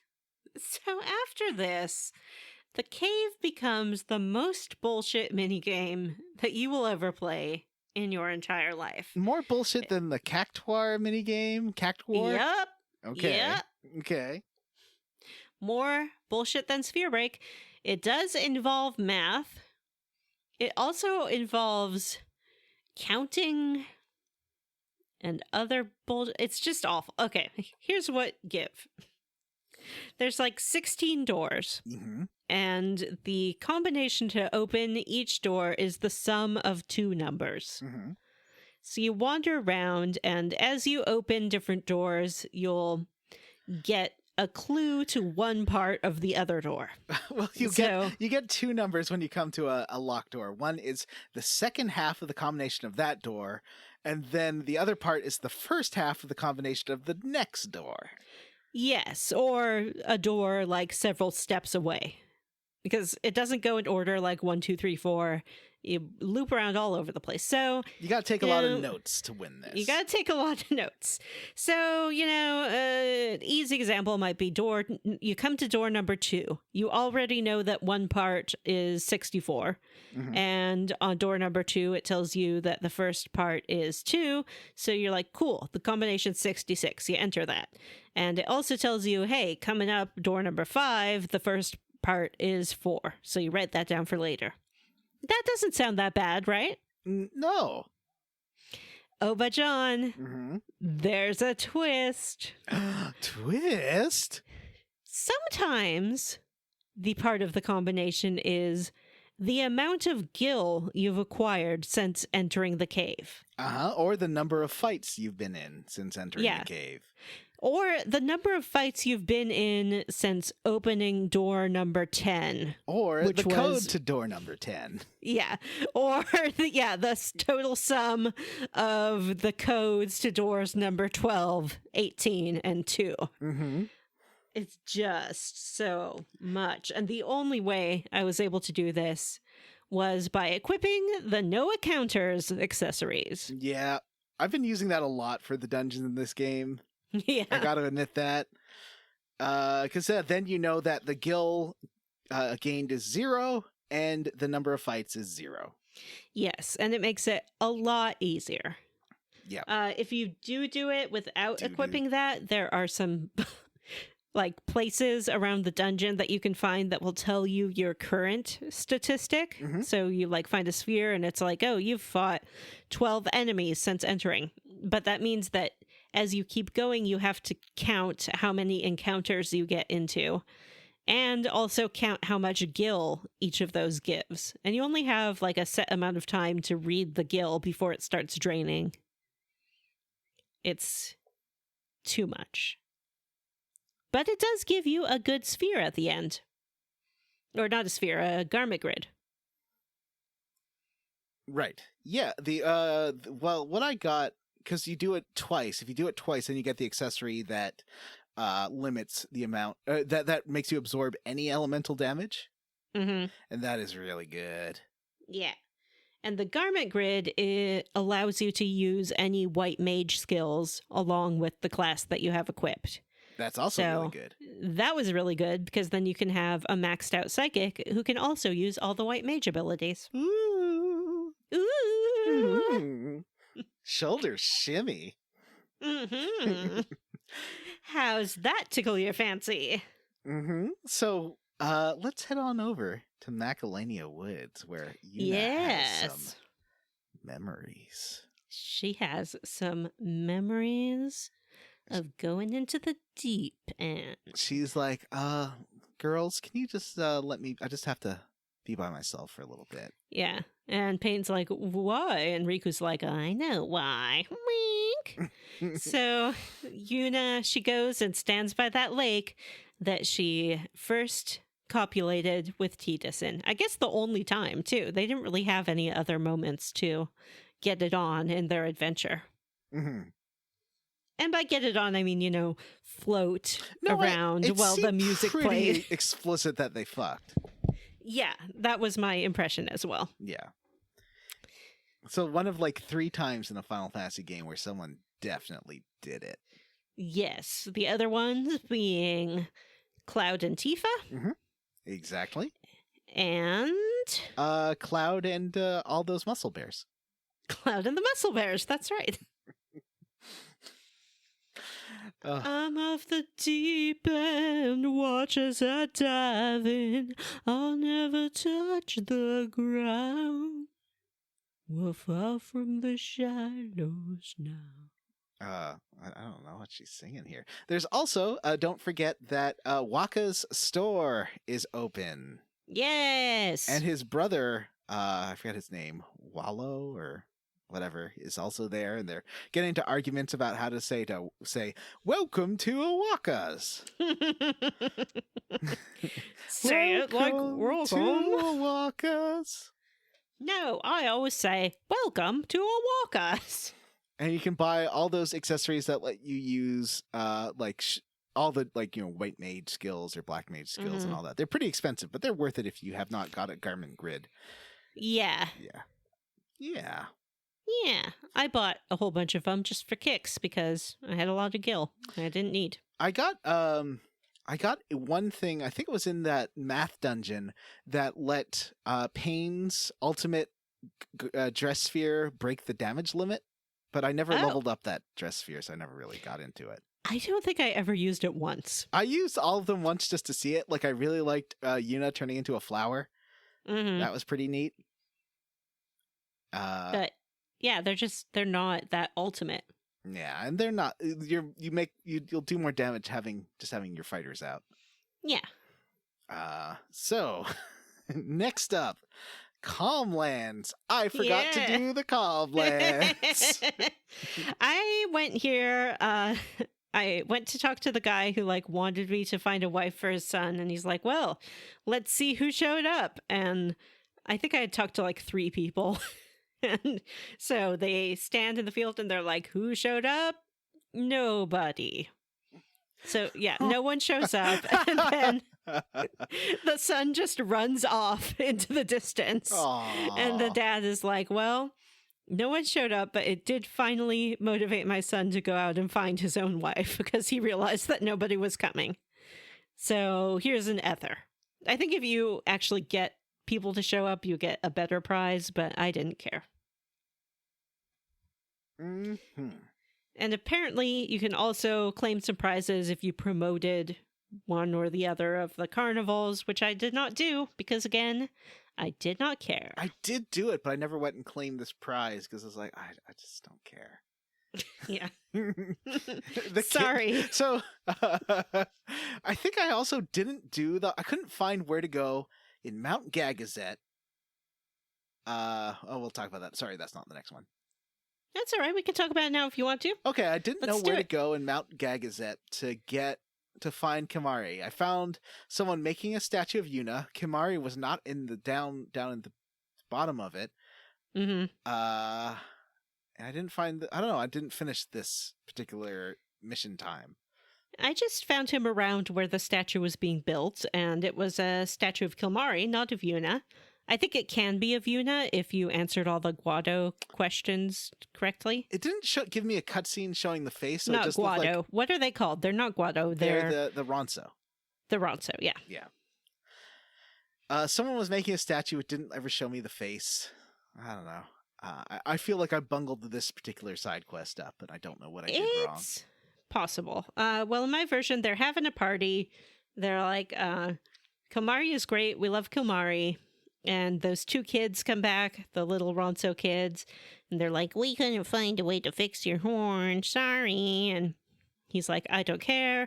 I'm happy to look at you. You're the future of the Ronso. I love you very much." And then everyone is like, 3 cheers for Kimahri! Kimahri! Kimahri! Kimahri! And then Payne and Yuna are like, "Let's get going." And she's like, "Yeah." And they're like, "Wait a minute, where's Riku?" And then you cut to the party, and Riku's in the middle of the party celebrating for Kimahri, which was pretty sweet. All right. And that, as they say, is that. Bikanal Desert. Yeah. So I didn't do this one because I couldn't find... John! John! I couldn't find the last cactuar that was somewhere in Mount Gigazet. John. I'm sorry. John. I was running out of time. I wanted to start playing Persona 4. All right, tell me about the end to Cactuar Nation. So, after you find the 9 Cactuar Guardians that are scattered around Sphera, I think the hardest one to find is on Kalika, because he's like up in a tree branch. I just found that one randomly. Yeah, me too. It just is like, press X to jump. I'm like, okay. And there's a little cactus up there. Mm-hmm. The one on Mount Gagazet is where you fought Seymour right before getting to Zanarkand. So it's sort of at the very end of Mount Gagazet, I think. Mm-hmm. And so you bring him back, and the Cactuar Nation is under attack. There's a big sandstorm, and fiends are coming out of the ground and over the ridge. And Marlena, the Cactuar Queen, uses her cactus power to fend them off. But she's like, I can't hold them off forever. So please get the 10th Guardian. He's in the Delinquent Cave. There's this cave that is the place where cactuars who don't want to become adult cactuses go. And that is where the 10th guy is. So you head in there, you fight some cactuses along the way. There is a sort of bullshit minigame section where the hallway you're in starts filling with sand, and you only have like 30 seconds to reach the end of it before you're buried in sand, but there's a bunch of chests along the way and platforms to jump through to get all the prizes if you want to try to do that. Mm-hmm. You can actually do it as many times as you want to, so it's not as grim as it sounds. Mm-hmm. At the very end, you find the 10th Cactuar, and he seems to be all by himself, and you're like, hey, little buddy, it's time for us to go. Come on. And then who should appear but Jumbo Cactuar? Yes! Who is a big, fat, giant cactuar. He has 2 little cactuar friends with him, and you must battle them all. Once you defeat them, Delinquent Cactuar agrees to go with you and leave the cave. And just as you leave the cave, you were sort of given the option to return to the ship to stock up, but I didn't do that. I was fine. And then you fight Angra Mainyu. That's that weird, like, tanky thing that's been going around. It's the weird tanky thing that's been going around the desert. It's very tanky. I think it has 340,000 hit points. Yeah. Something like Yeah, that. I saw that. So it just takes a real long time. I didn't find this battle particularly hard. I was using Dark Knight's Darkness attack, Yeah. which seemed pretty effective. It has its main body, and then it has 2 little tendrils. One casts magic, which didn't matter because I was mostly psychics, and one casts like healing magic and things like that. No, the other one does physical attacks, so again, didn't matter much. It was just really long. I did half of it essentially, or maybe 3/4 of it in the evening. I got tired, and I'm like, I'm just gonna put my PS4 in rest mode and do the rest in the morning. So then I woke up and finished it. You just have to pay attention. You know, it can do some close to party wiping attacks, but I did defeat it. I don't know if it was really worth it, but I did it. We go to check in with Marlena, but she has used all of her cactus power, and so is kind of a withered up old cactus husk. And you find the translator guy, and you're like, oh, we're so sorry that Marlena's gone. And he's like, oh, she's not. She's right here. And he points to like a little baby cactuar growing in the sand, because she is a plant. That's how plants work. Yay! And then he says something where he goes like, yeah, Marlena just means grandma. Didn't you know that? And you were like, no. He's like, okay. So I don't know like what the translation issue was there, but I was like, all right. Cool. Bye. You can go and check in with the Albed at the dig site, and they've kind of been decimated. Oh. But they're pretty chill about it. They're like, yeah, it's not as bad as when home got destroyed. It's just the way it is. Oh. Well, I'm glad you can And help them. I'm sorry I yeah. didn't do this part, but I just ran out of time, Vanessa. I understand. It was fun because lots of cactuses. I do love the cactuars. Yeah. So that's essentially the end of our noodling around. All right, now we just have the FARP lane to talk about. And before you decide to, or when you decide to go in and go in through whichever hole of your choice, Brother does say, like, what are we called again? Friendly gullwing neighbors? And then he's like, "What? You know what? It doesn't matter. We could be the surging, flapping gullwings. Attack dance party." And he does do a cheer that he's worked out with the other Albed on the ship. And it just kind of mostly involves flapping your arms like a bird. And but also Yuna, Riku, and Pain get in on it. There's a whole little dance. I wish every RPG had a little dance party. Me too. Like, to really get you psyched up. It was wonderful. Yeah, they're like, hooray! Flip, flap, flip. So you it drops you off and you land on, I guess, a different section of the squishy bio dungeon depending where you landed. Yeah. Which hole did you go through? I think I went through the Calmlands hole. I went through the hole in Beville because that's where the gun was, so I thought it would be perhaps the shortest route to it. Was it? I don't think it matters. Oh, okay. Yeah, there's a whole bunch of... it's a teleporter. It's not only is it the bad jumping, like in Via Infinitum, it's also a teleporter dungeon. Everything you love. Although Persona 4, I did get to the teleporter dungeon part in the first castle. That took me a little while. Yeah, me too. But I just sort of like ran around until it worked. Yeah. I figured out what I was doing wrong eventually. But yeah, this one too. It took me a few tries to be like, what am I supposed to do? It's like you have to go backwards after teleporting and you have to go up. Yeah, it was not great. Yeah. But we do get to fight our 3 favorite summons. Well, at least they're my 3 favorites. Shiva. Delta Sisters. The cool icy snap Delta Sisters, the 3 sisters who look like bugs. And Anima. Seymour's mommy. I think you're right. Those are the 3 best summons for Final Fantasy X. Absolutely, hands down. And you said if you go up and down through 3 different holes, you can get another one? Yeah. I don't remember who it is you battle, but I think then you get a garment grid that allows you to cast Ultima.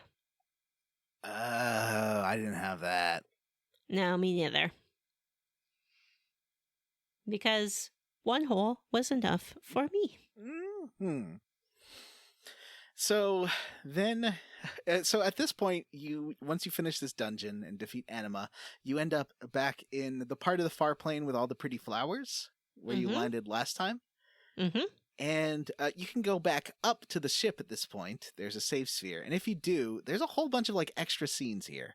I missed all of this. One is Shinra saying, it's like, inside the far plane is like a life stream of souls, and that you could really, if I wanted to, I could build a company that just harnessed the power of this. No! Yes! My fan theory was right? I know! This is a prequel to Final Fantasy VII? It seems pretty explicitly teasing that it is a prequel to Final Fantasy VII. Amazing. Theory confirmed. That also makes Final Fantasy X a prequel to Final Fantasy VII. Yeah. Are these the ancients then? I don't know. What? Maybe. They're always talking about the ancients. But how does this fit in with Spirits Within? It was Earth all along. It's just like one of those, you know how Legend of Zelda has the timeline that's so complicated that you have to like use a flow chart? Yeah. Yeah, sort of like alternate branches of history and things like that. Yeah. So Shinra wants to start harvesting the life stream. There's another one. If you've rested in every chapter at the cabin, you'll get a cutscene where Yuna wakes up and brother is downstairs talking to Barkeep about Yuna and how he loves her and how, like, well, there's nothing I can do, but I really want to tell her how special she is to me. Her cousin. Let's reiterate, this is her cousin. Riku's brother and her cousin. Yeah. And Yuna has shown no interest except as a friend towards brother repeatedly. And talked about how he makes her uncomfortable sometimes. Yeah. So brother then says, well, we're just a couple of single guys to Barkeep. And Barkeep's like, no, maybe you are single, but I get it on every night. And then another high fellow walks out named Darling. Come here, darling. And they just start making out in front of brother. And she apparently has been on the ship the whole time. Just back there in his private room. Well, no one would notice because humans on Spira can't tell Hypello apart. That's true. And you did show me on your stream a little bit that if you go back to buy things from him, like they're still standing together making out and they speak in unison. Yes. They're like, yes, can we help you? It's fantastic. Yuna, then there's another cutscene where there's a few of them. There's an extra one where like brother is arguing with Sid. It's a whole thing. Oh yeah, if you rescue Sid from that hole, he kind of reconciles. You have to go around the ship and find Sid in different places. Yeah, and exactly. He'll talk to you. And then him and brother hash things out. There's a scene where Yuna thanks Riku for everything she's done. This actually wasn't in my playthrough, but when I was taking notes, I was looking at someone else's playthrough. I did not get this part. But she says, like, next time it'll be your story. And Riku's like, I hope my story has a hunky boy. Ooh. Well, Riku has been hardcore flirting with Gipple the whole time. It's true. And Gipple's super into pain. They seem to be exes. Yeah. Yeah. It's just complicated. Yeah.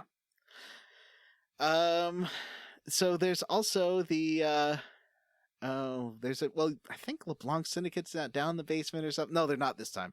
If you go back, they're on the flower field. Yeah, so in the flower field, the Leblanc Syndicate are there, and LeBlanc's like, listen, I listened to what Nuge said. He told us to stay behind, so I'm staying here. If you see Nuge, just tell him that I've been being. See Nuji Wooji, tell him I've been a good girl for him. Yeah, she says that all the time. Yeah. Tell him I stayed here like a good girl. Except she doesn't, which I love. She doesn't, yeah.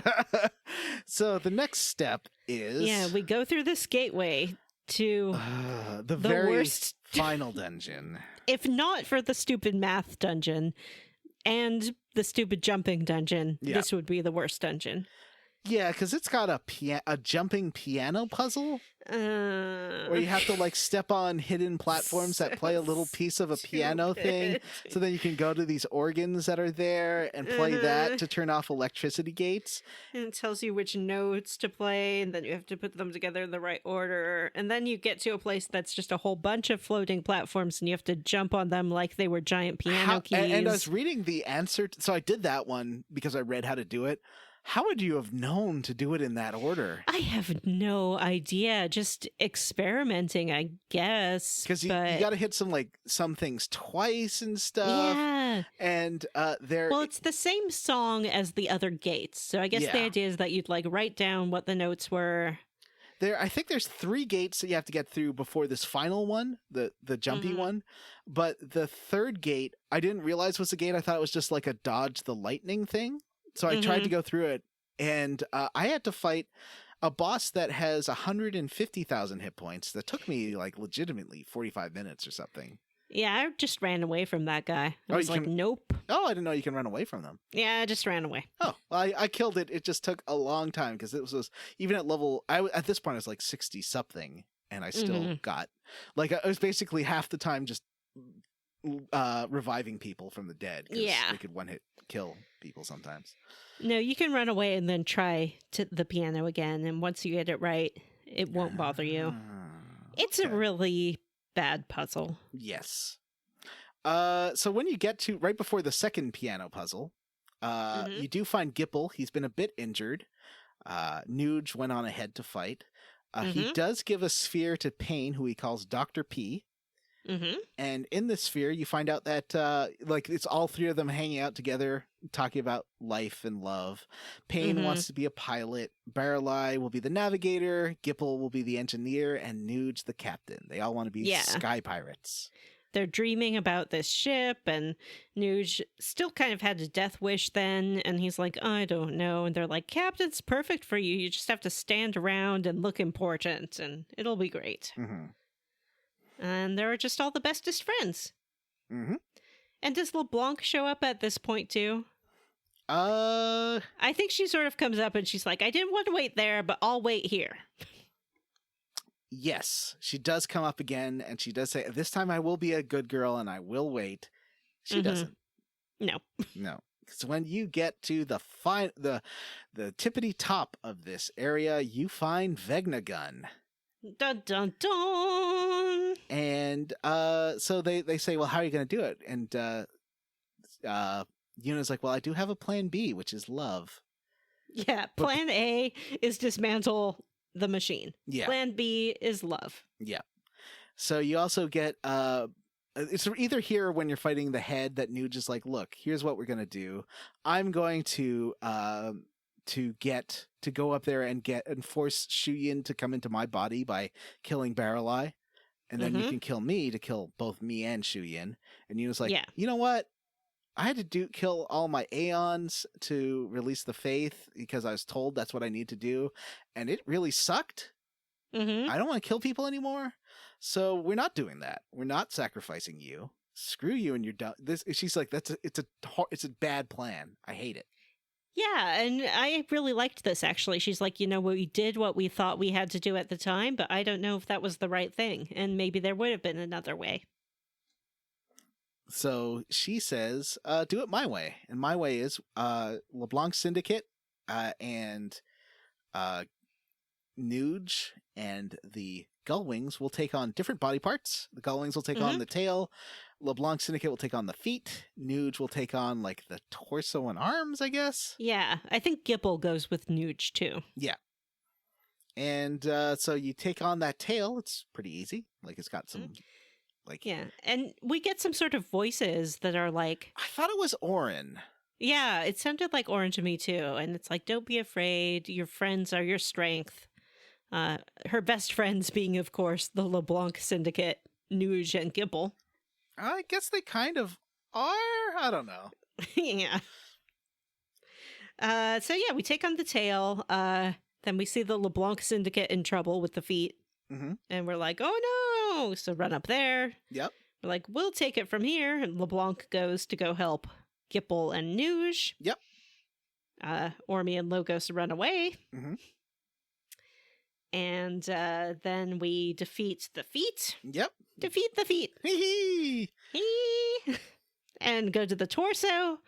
Nuge and Gipple and LeBlanc are having a very hard time. We're like, we'll take it from here. Mm-hmm. Once again. I guess they helped theoretically by like getting its hit points down before we got there. Yeah. So let's just say that torso-y happened. part, but surprise. Surprise! It has a head. Oh boy. And on top of the head, you see Shuyin there, like, dramatically playing the head organ. Yes, because it's controlled by a giant piano. Yeah.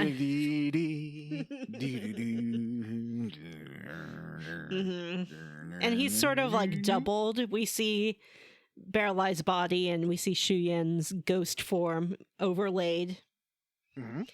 And the head opens up its mouth and oh god, I forgot about this.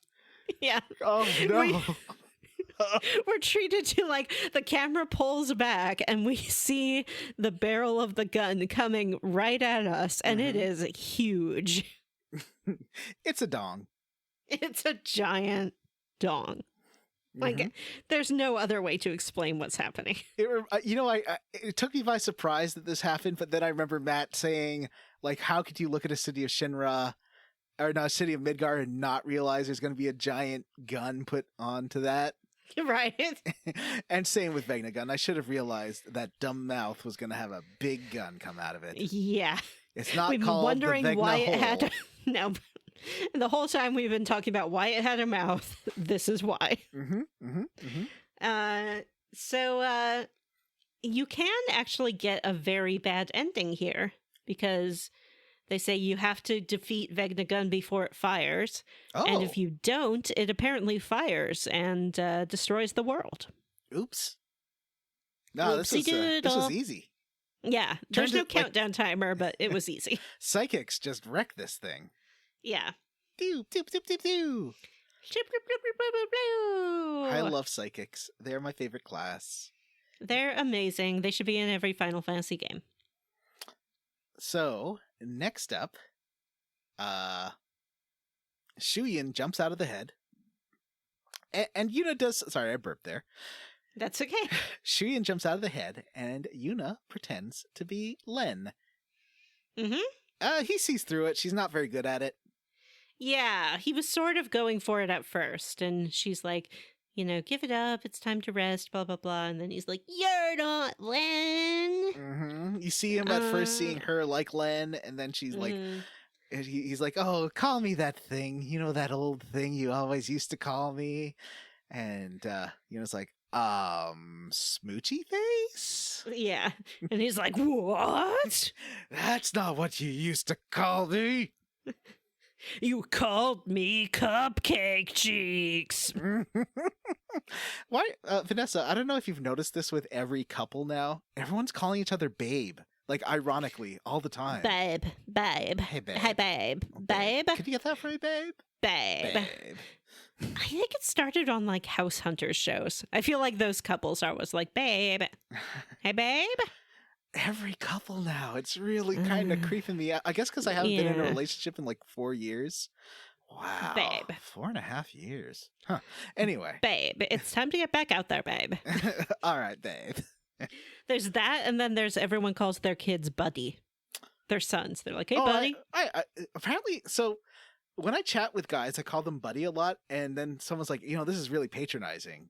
And I wait, what? And then someone else from Montreal said the same thing. I think it's a Montreal thing to call like someone you like Buddy. Really? Yeah. Well, I only hear it like in context with kids now. Yeah, in Montreal it's like, hey, how you doing, buddy? No, it's for children. Oh, so that's why they think you're patronizing them. Yep. So I've tried not to call guys Buddy. Anyway. Babe. Hey, babe. Babe. You want to finish this, babe? Let's finish it, babe. All right, okay, babe. All right. So, you fight Shuyin. It's fine. It's, again, like, not a difficult fight. I don't know what to say about it. It is. He does have all of Tidus's limit breaks. Yes. So that's pretty Which is kind of fun. Yeah.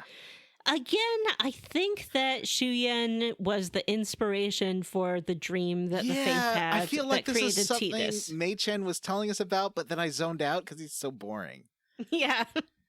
I definitely feel like there is a connection there. Yes. Yeah. So that happens.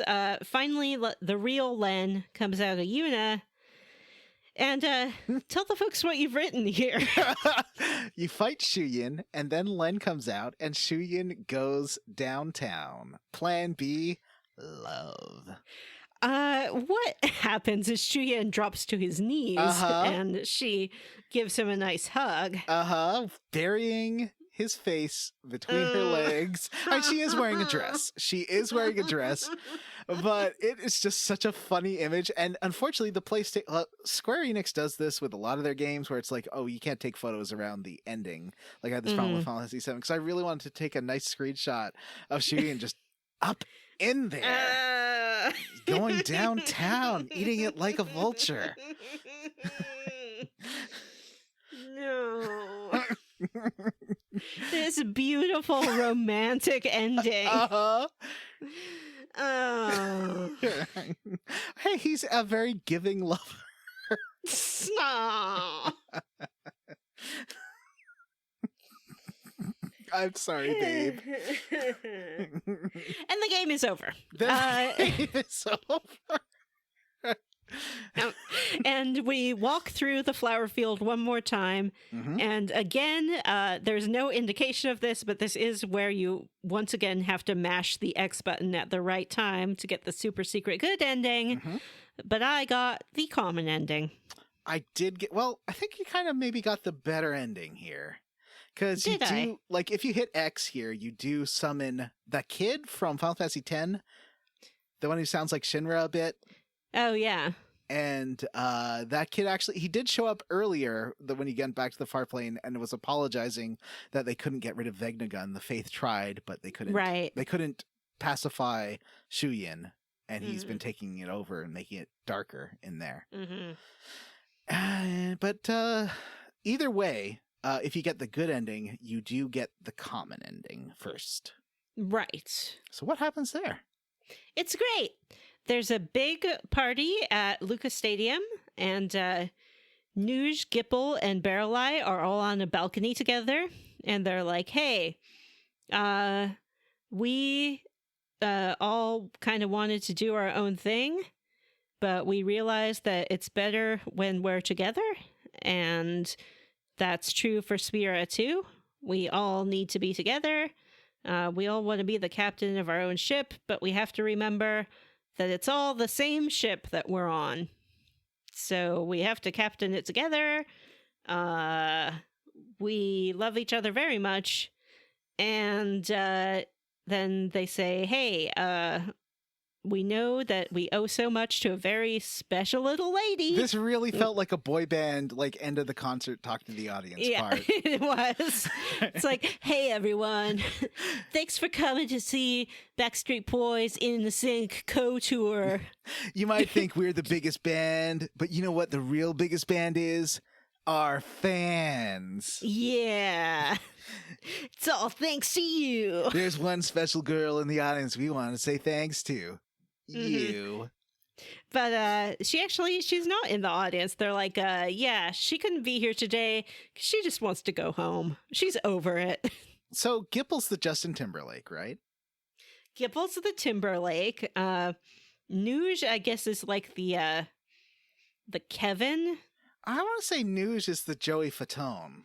Nuge is the Joey Fatone. And was it Nick? What's his face? Oh no, he's from Backstreet Boys. Nick Carter. Yeah. I was gonna say Barrelize kind of a Nick Carter. I don't know that many members of NSYNC.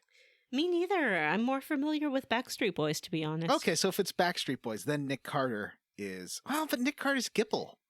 Yeah. Yeah, I think It's complicated. It's really complicated. I guess Donnie Wahlberg is Barreleye. I mean, we can all agree that Nuge is going to do the rap break. Yeah, so he would. Oh, who was that did the rapping in Backstreet Boys? Oh. Double D, Triple D, J. AJ? No, AJ's from In Sync? NSYNC. I can't. Oh, no. So there's Danny, there's Donnie, there's Double Danny? D, Triple J, right? So there's two D's and two J's.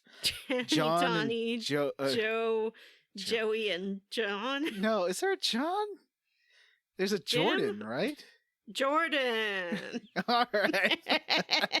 Jordan Knight. Right, that's it. So let's say Barrelize Jordan. Okay. That would make Nuge Joe. And Gipple is Nick? Nick, yeah. Okay. Wait, no, Nick is NSYNC for sure. Because Backstreet Boys is Double D, Triple J. There's no N in there. Nick Carter's definitely an NSYNC.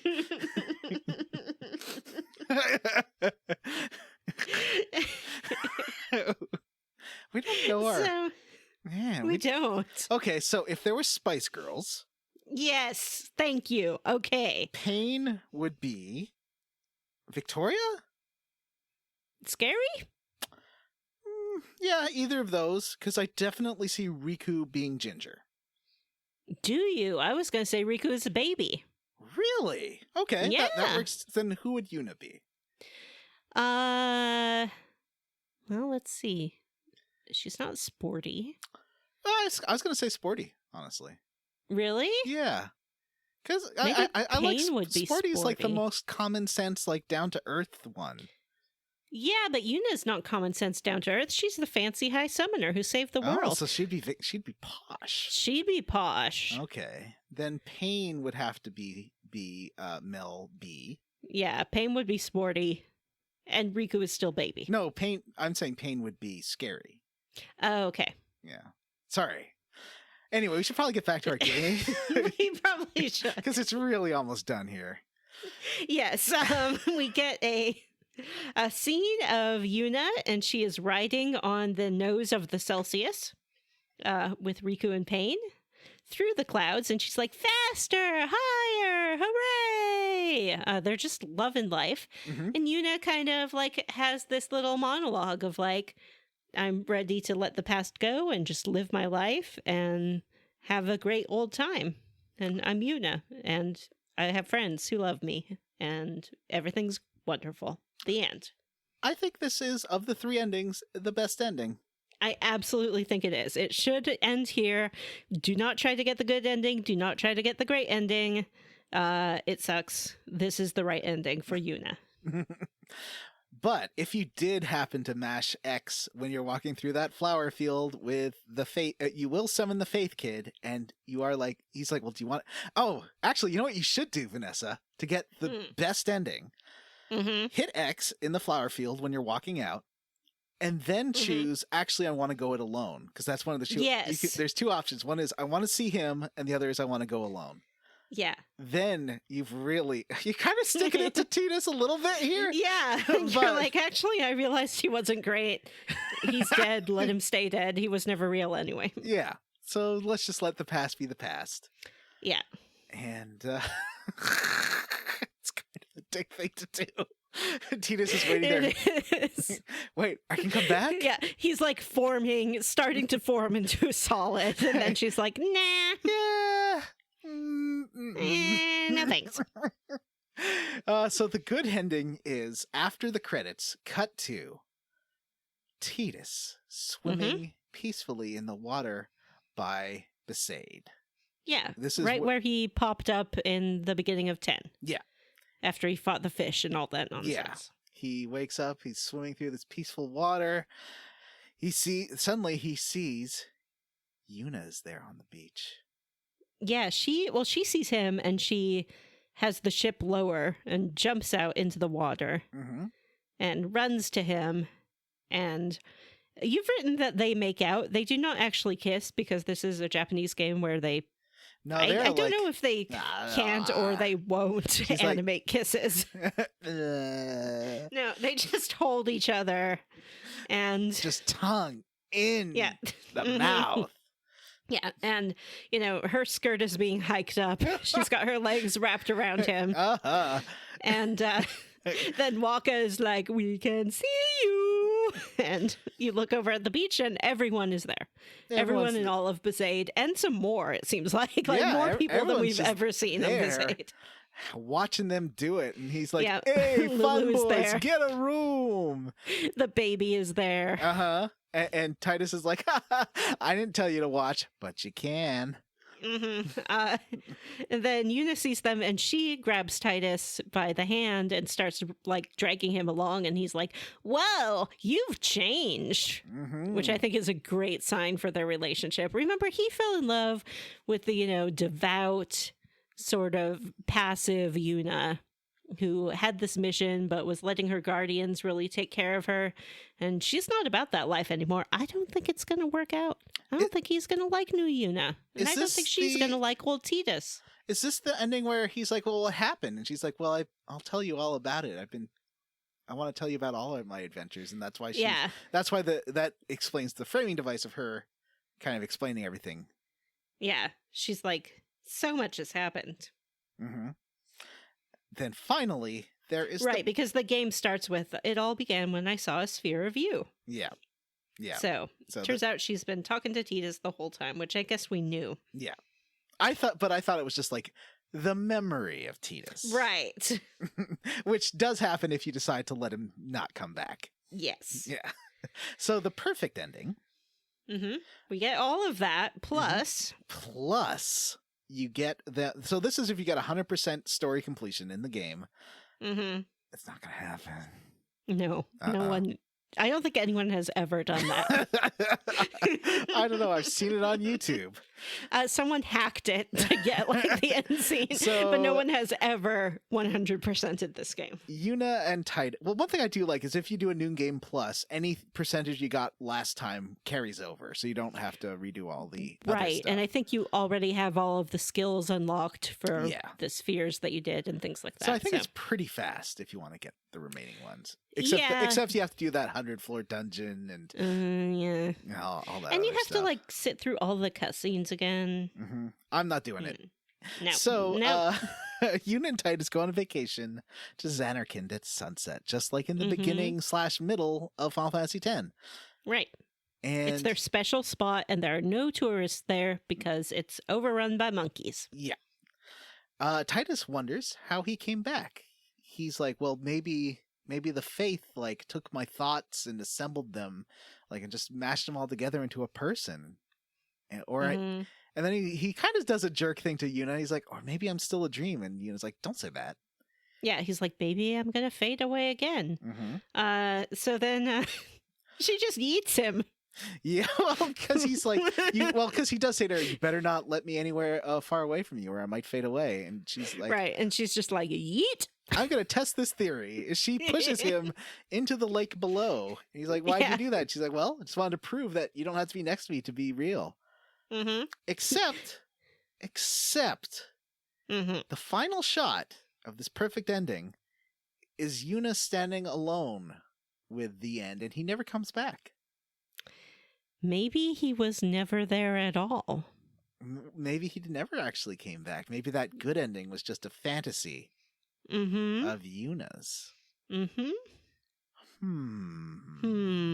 Listeners, what do you think? Did Tidus come back? Should Tidus come back? Did you tease Tidus coming back and then shut the faith down? How did you end this game? If Tidus did come back, do you think that Yuna should stay with him? Which New Kid on the Block / Spice Girl / Backstreet Boy do you think all of these? Wait a minute. Here's what it is. NKO and Backstreet Boys did a tour together. No, wait. Backstreet Boys Wait, was and Justin NSYNC. Justin Timberlake, was he in Backstreet Boys? I think that's what I'm getting wrong. No, he was in NSYNC. Oh, I'm mixing up Backstreet Boys and NSYNC. Yeah, I don't think that Nick Carter was in NSYNC. Yeah, he was in Backstreet Boys for sure. Yes. Okay, that's what I'm getting wrong here. All right. There's 3 So what we bands, have- and I was thinking no. there's 2. Here's the question. We have a supergroup. It is Backstreet, it's New Kids, it's NSYNC, and it's One Direction. And they're all in one giant group. We need you to assign roles for all of the characters, party characters from Final Fantasy X, Riku, Pain, and also Barrelai, Nuge, and Gipple. Yeah, And Brother. and Brother, for and sure. Shinra. What about Buddy? Buddy as well, Shinra, also Tobli. Yeah. Definitely the Barkeep Yeah. and Darling. Can we include All Saints in this? Sure. Okay. Okay. So listeners, write in and let us know. Thank you, listeners. So which one had Joey Fatone? In Sync Okay. or Backstreet Boys. I think AJ is the Joey of Backstreet Boys. Wow. Oh, wow, John. Sorry, babe. Babe, do you want to finish this? Babe.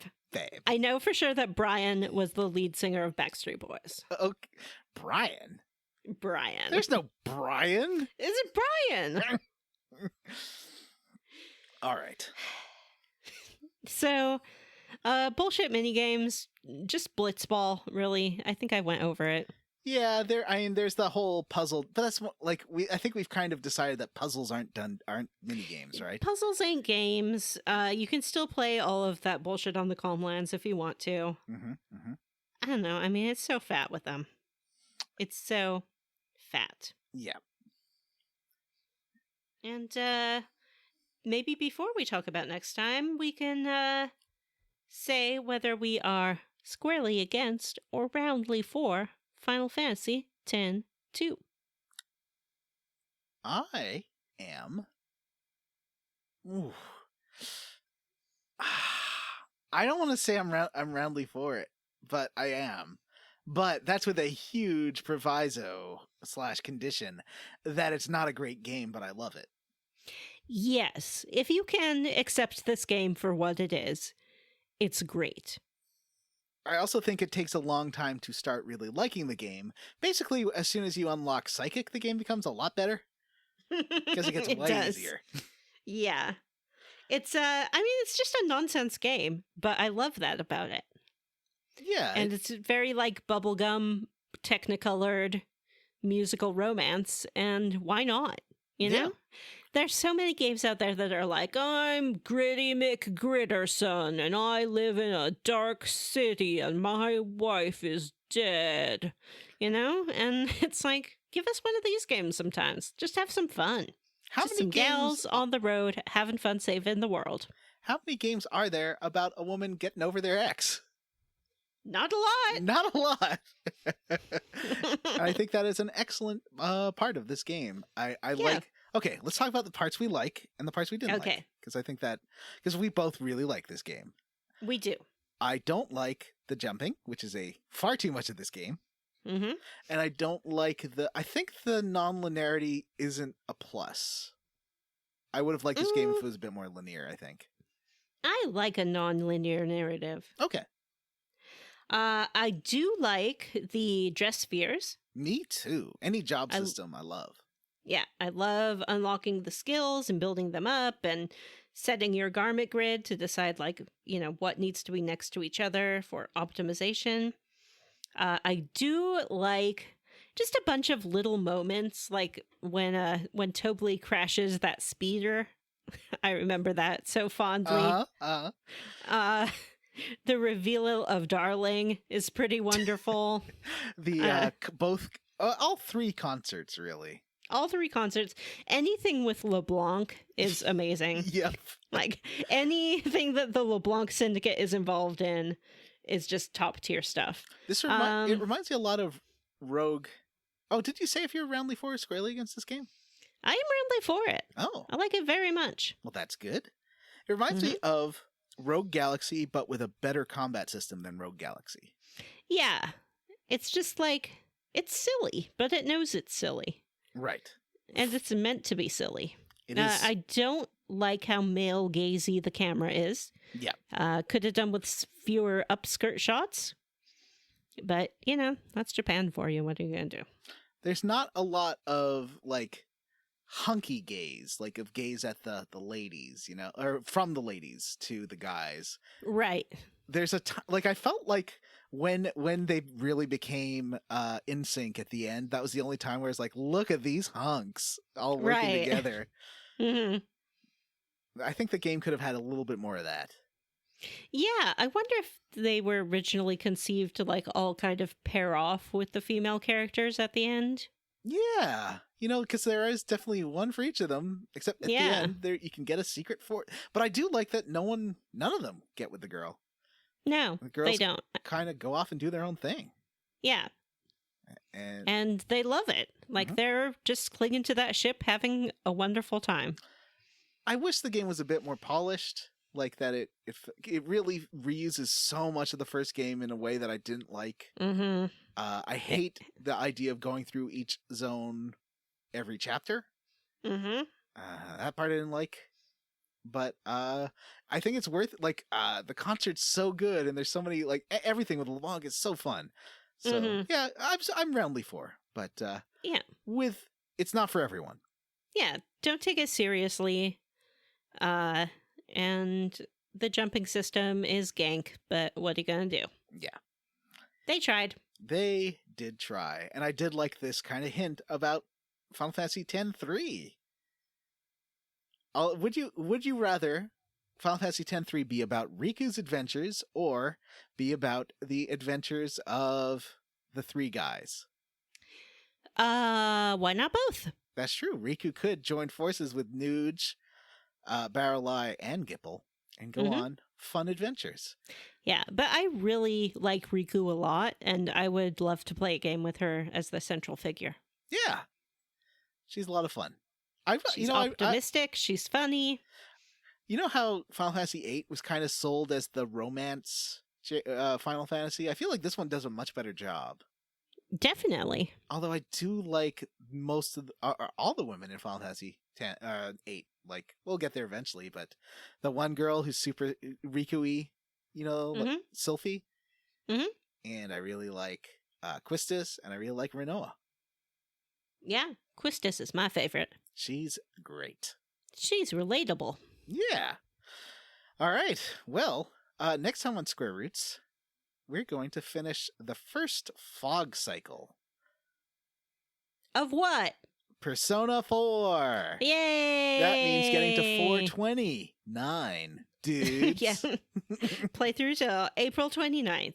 It's a funny game because you can, finish the first dungeon before then, but I think that's a good stopping point. Well, yeah, and I think the story kind of is on pause until then, so yes. Even if you finish it early, all you're doing is basically doing like side questy relationship stuff. It's probably going to take me 2 visits to finish that first dungeon, because I've already done my first one and I was like, I'm not going to be able to do this. So I'm not as good as Vanessa. Baby, baby, baby, baby, baby, baby, baby. That's not this game. This is yes, that's I'll right. Reach out. Oh, actually, it's not even that, because that's Persona 4. Affection.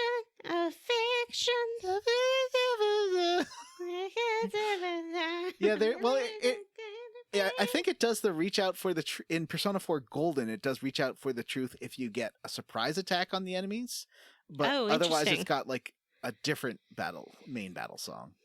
I don't care. I mean, I love Persona 4. This is my first time playing Golden. I am all about it. It's pretty great. So, Patreon. We have a Patreon. There's a $3 tier, which is for all our bonus episodes. We don't gatekeep any of them. They're all there for you. And the $5 and the bonus episodes, I don't know, this month I think we're going to do like a ranking, and Jim had another idea for something too. We always have a whole bunch of ideas, and we don't really know until we sit down to do it what we're doing. My push is now that we've hit 30 games, we finished 30 games for the podcast. We'll go back and rank them. That's always fun because we always get a little mad about that. Yes. Because we are 4 people with 4 very different perspectives. We'll see, but there was the Final Fantasy VII Remake review last month. There's always fun stuff on there. Also, $5, you get to vote a couple times a year. I want to... we'll see. I definitely want to vote on a Versus coming up. Because I have a few ideas of stuff that we could play, and it's always fun to see what listeners want to hear. So yeah, that would be fun. So because this is a real long game, so it's going to be a while before another vote, unfortunately. But after Persona 4, we'll get another one in before the end of the year. Yeah. Yeah.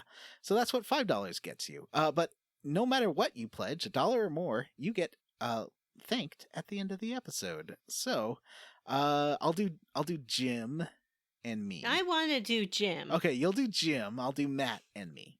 Okay. Hi-ho, Jim the host here, and here I go with my names. It's Vanessa's... not easy being Jim. Yeah. Having to get tattooed with ultras on your arm. And the pointy needles do you harm. Aww. Vanessa's 4th mom, PJ ends, Justin Rash, Wedge-kun, Metal Gear Solid 1 in 2021, Race Jenkins, Mostly Rational Person, Brie Girth, Justin Ham, That One Guy, Adam Zimmerman, Hudson Roth, Paul Bursch, Ben Chowwood, What Can I Do for News?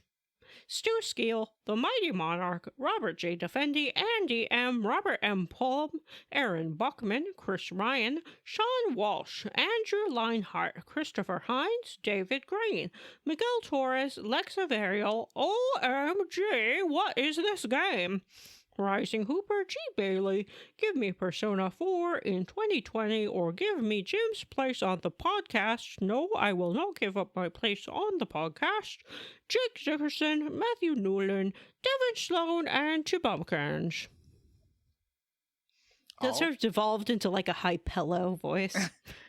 Not enough slurring. All right. Sin was right. Patrick loves bears. Sling Thing Ping Ringy Dingy. Eric Garvey. Gage La Charité. Sin was right. Patrick loves bears. Sling Thing Ping Ringy Dingy. Eric Garvey. Gage La Charité. Reddit is Harold Lauder. Hand and Eye of Vecna.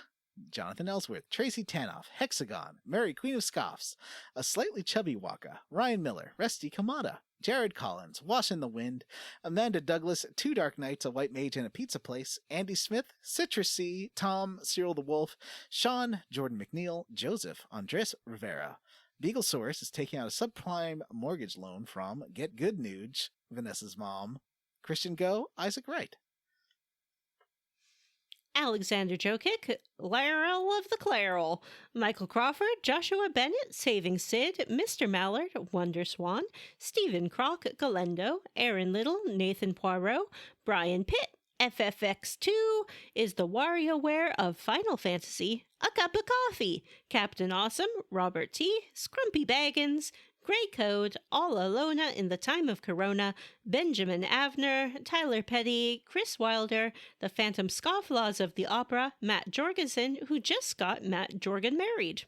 Did you know that? Ooh, well, congratulations. Congratulations, Matt Jorgensen. Payne's Secret Sphere can be found at Hot Topic, Andrew, Sam Harrison, Jethro, Ward Childress, Jameson, Nawford, Still Just No. Cow. It says no. No, it doesn't. It's KOW right there. Yeah, I guess you're right. I'm looking at the sheet. You don't have to highlight it. I can see it. You make Sulk sad, Andy Best. Let Yuna sing. Cake Ninja. Sean Gonzalez. Kiva Moser. I have a cat rubbing her face on my legs. It's really weird. Chris Penyak. Kevin Walter. Ethan G. Pearson. James Hostetler, Randy Pierce, Cameron Shoei, The Pen Was Mighty Indeed, Ari Corpovara, Chief Hazard Built, Armin Hammer, Ross Hartley, Black Lives Matter, Dr. Fine, say everyone's name, Samu Mitchell, Grandma's Sexy Boy Toys, Grayson, Matthew Castelline, Stephen Paget, George Brady, Brady A. Berman, Florian Jones Kramer, Huxley Iguana, Mitchell Jarman, What Can I Do for Nuge, Ben Davis, Alex Dollard, Jonathan Smith, Cubby Wakka is what Ron calls an excellent night out, and Kenny Sloth. Do you think he meant to say Chubby Wakka? I think he means Cubby, because you'd call someone Cubby like Wakka. Oh, okay. Send us an email. You know our email address. It's squarerootspodcast@gmail.com. If you can't be bothered to send an email, please come see it at our Facebook group, the Square Roots group for smart, cool, very attractive people, now featuring Jim's tattoo pics, or you can tweet at us at SquareRootsPod. Please rate, review, and subscribe on iTunes or wherever you listen to podcasts. And thanks to Lacey Johnson for her awesome cover of Real Emotion. Links to the video and the Lacey Johnson Music YouTube channel are in the show notes. For Square Roots, I'm Johnny Brandon. And I'm Vanessa. Bye!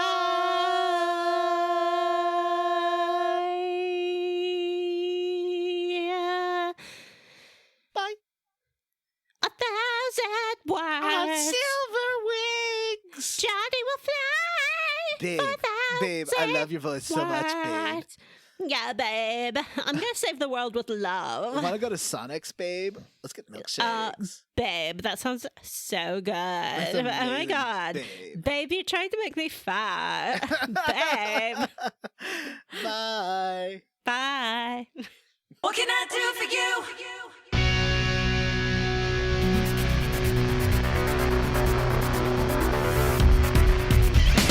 What can I do for you? What can I do for you? What can I do for you?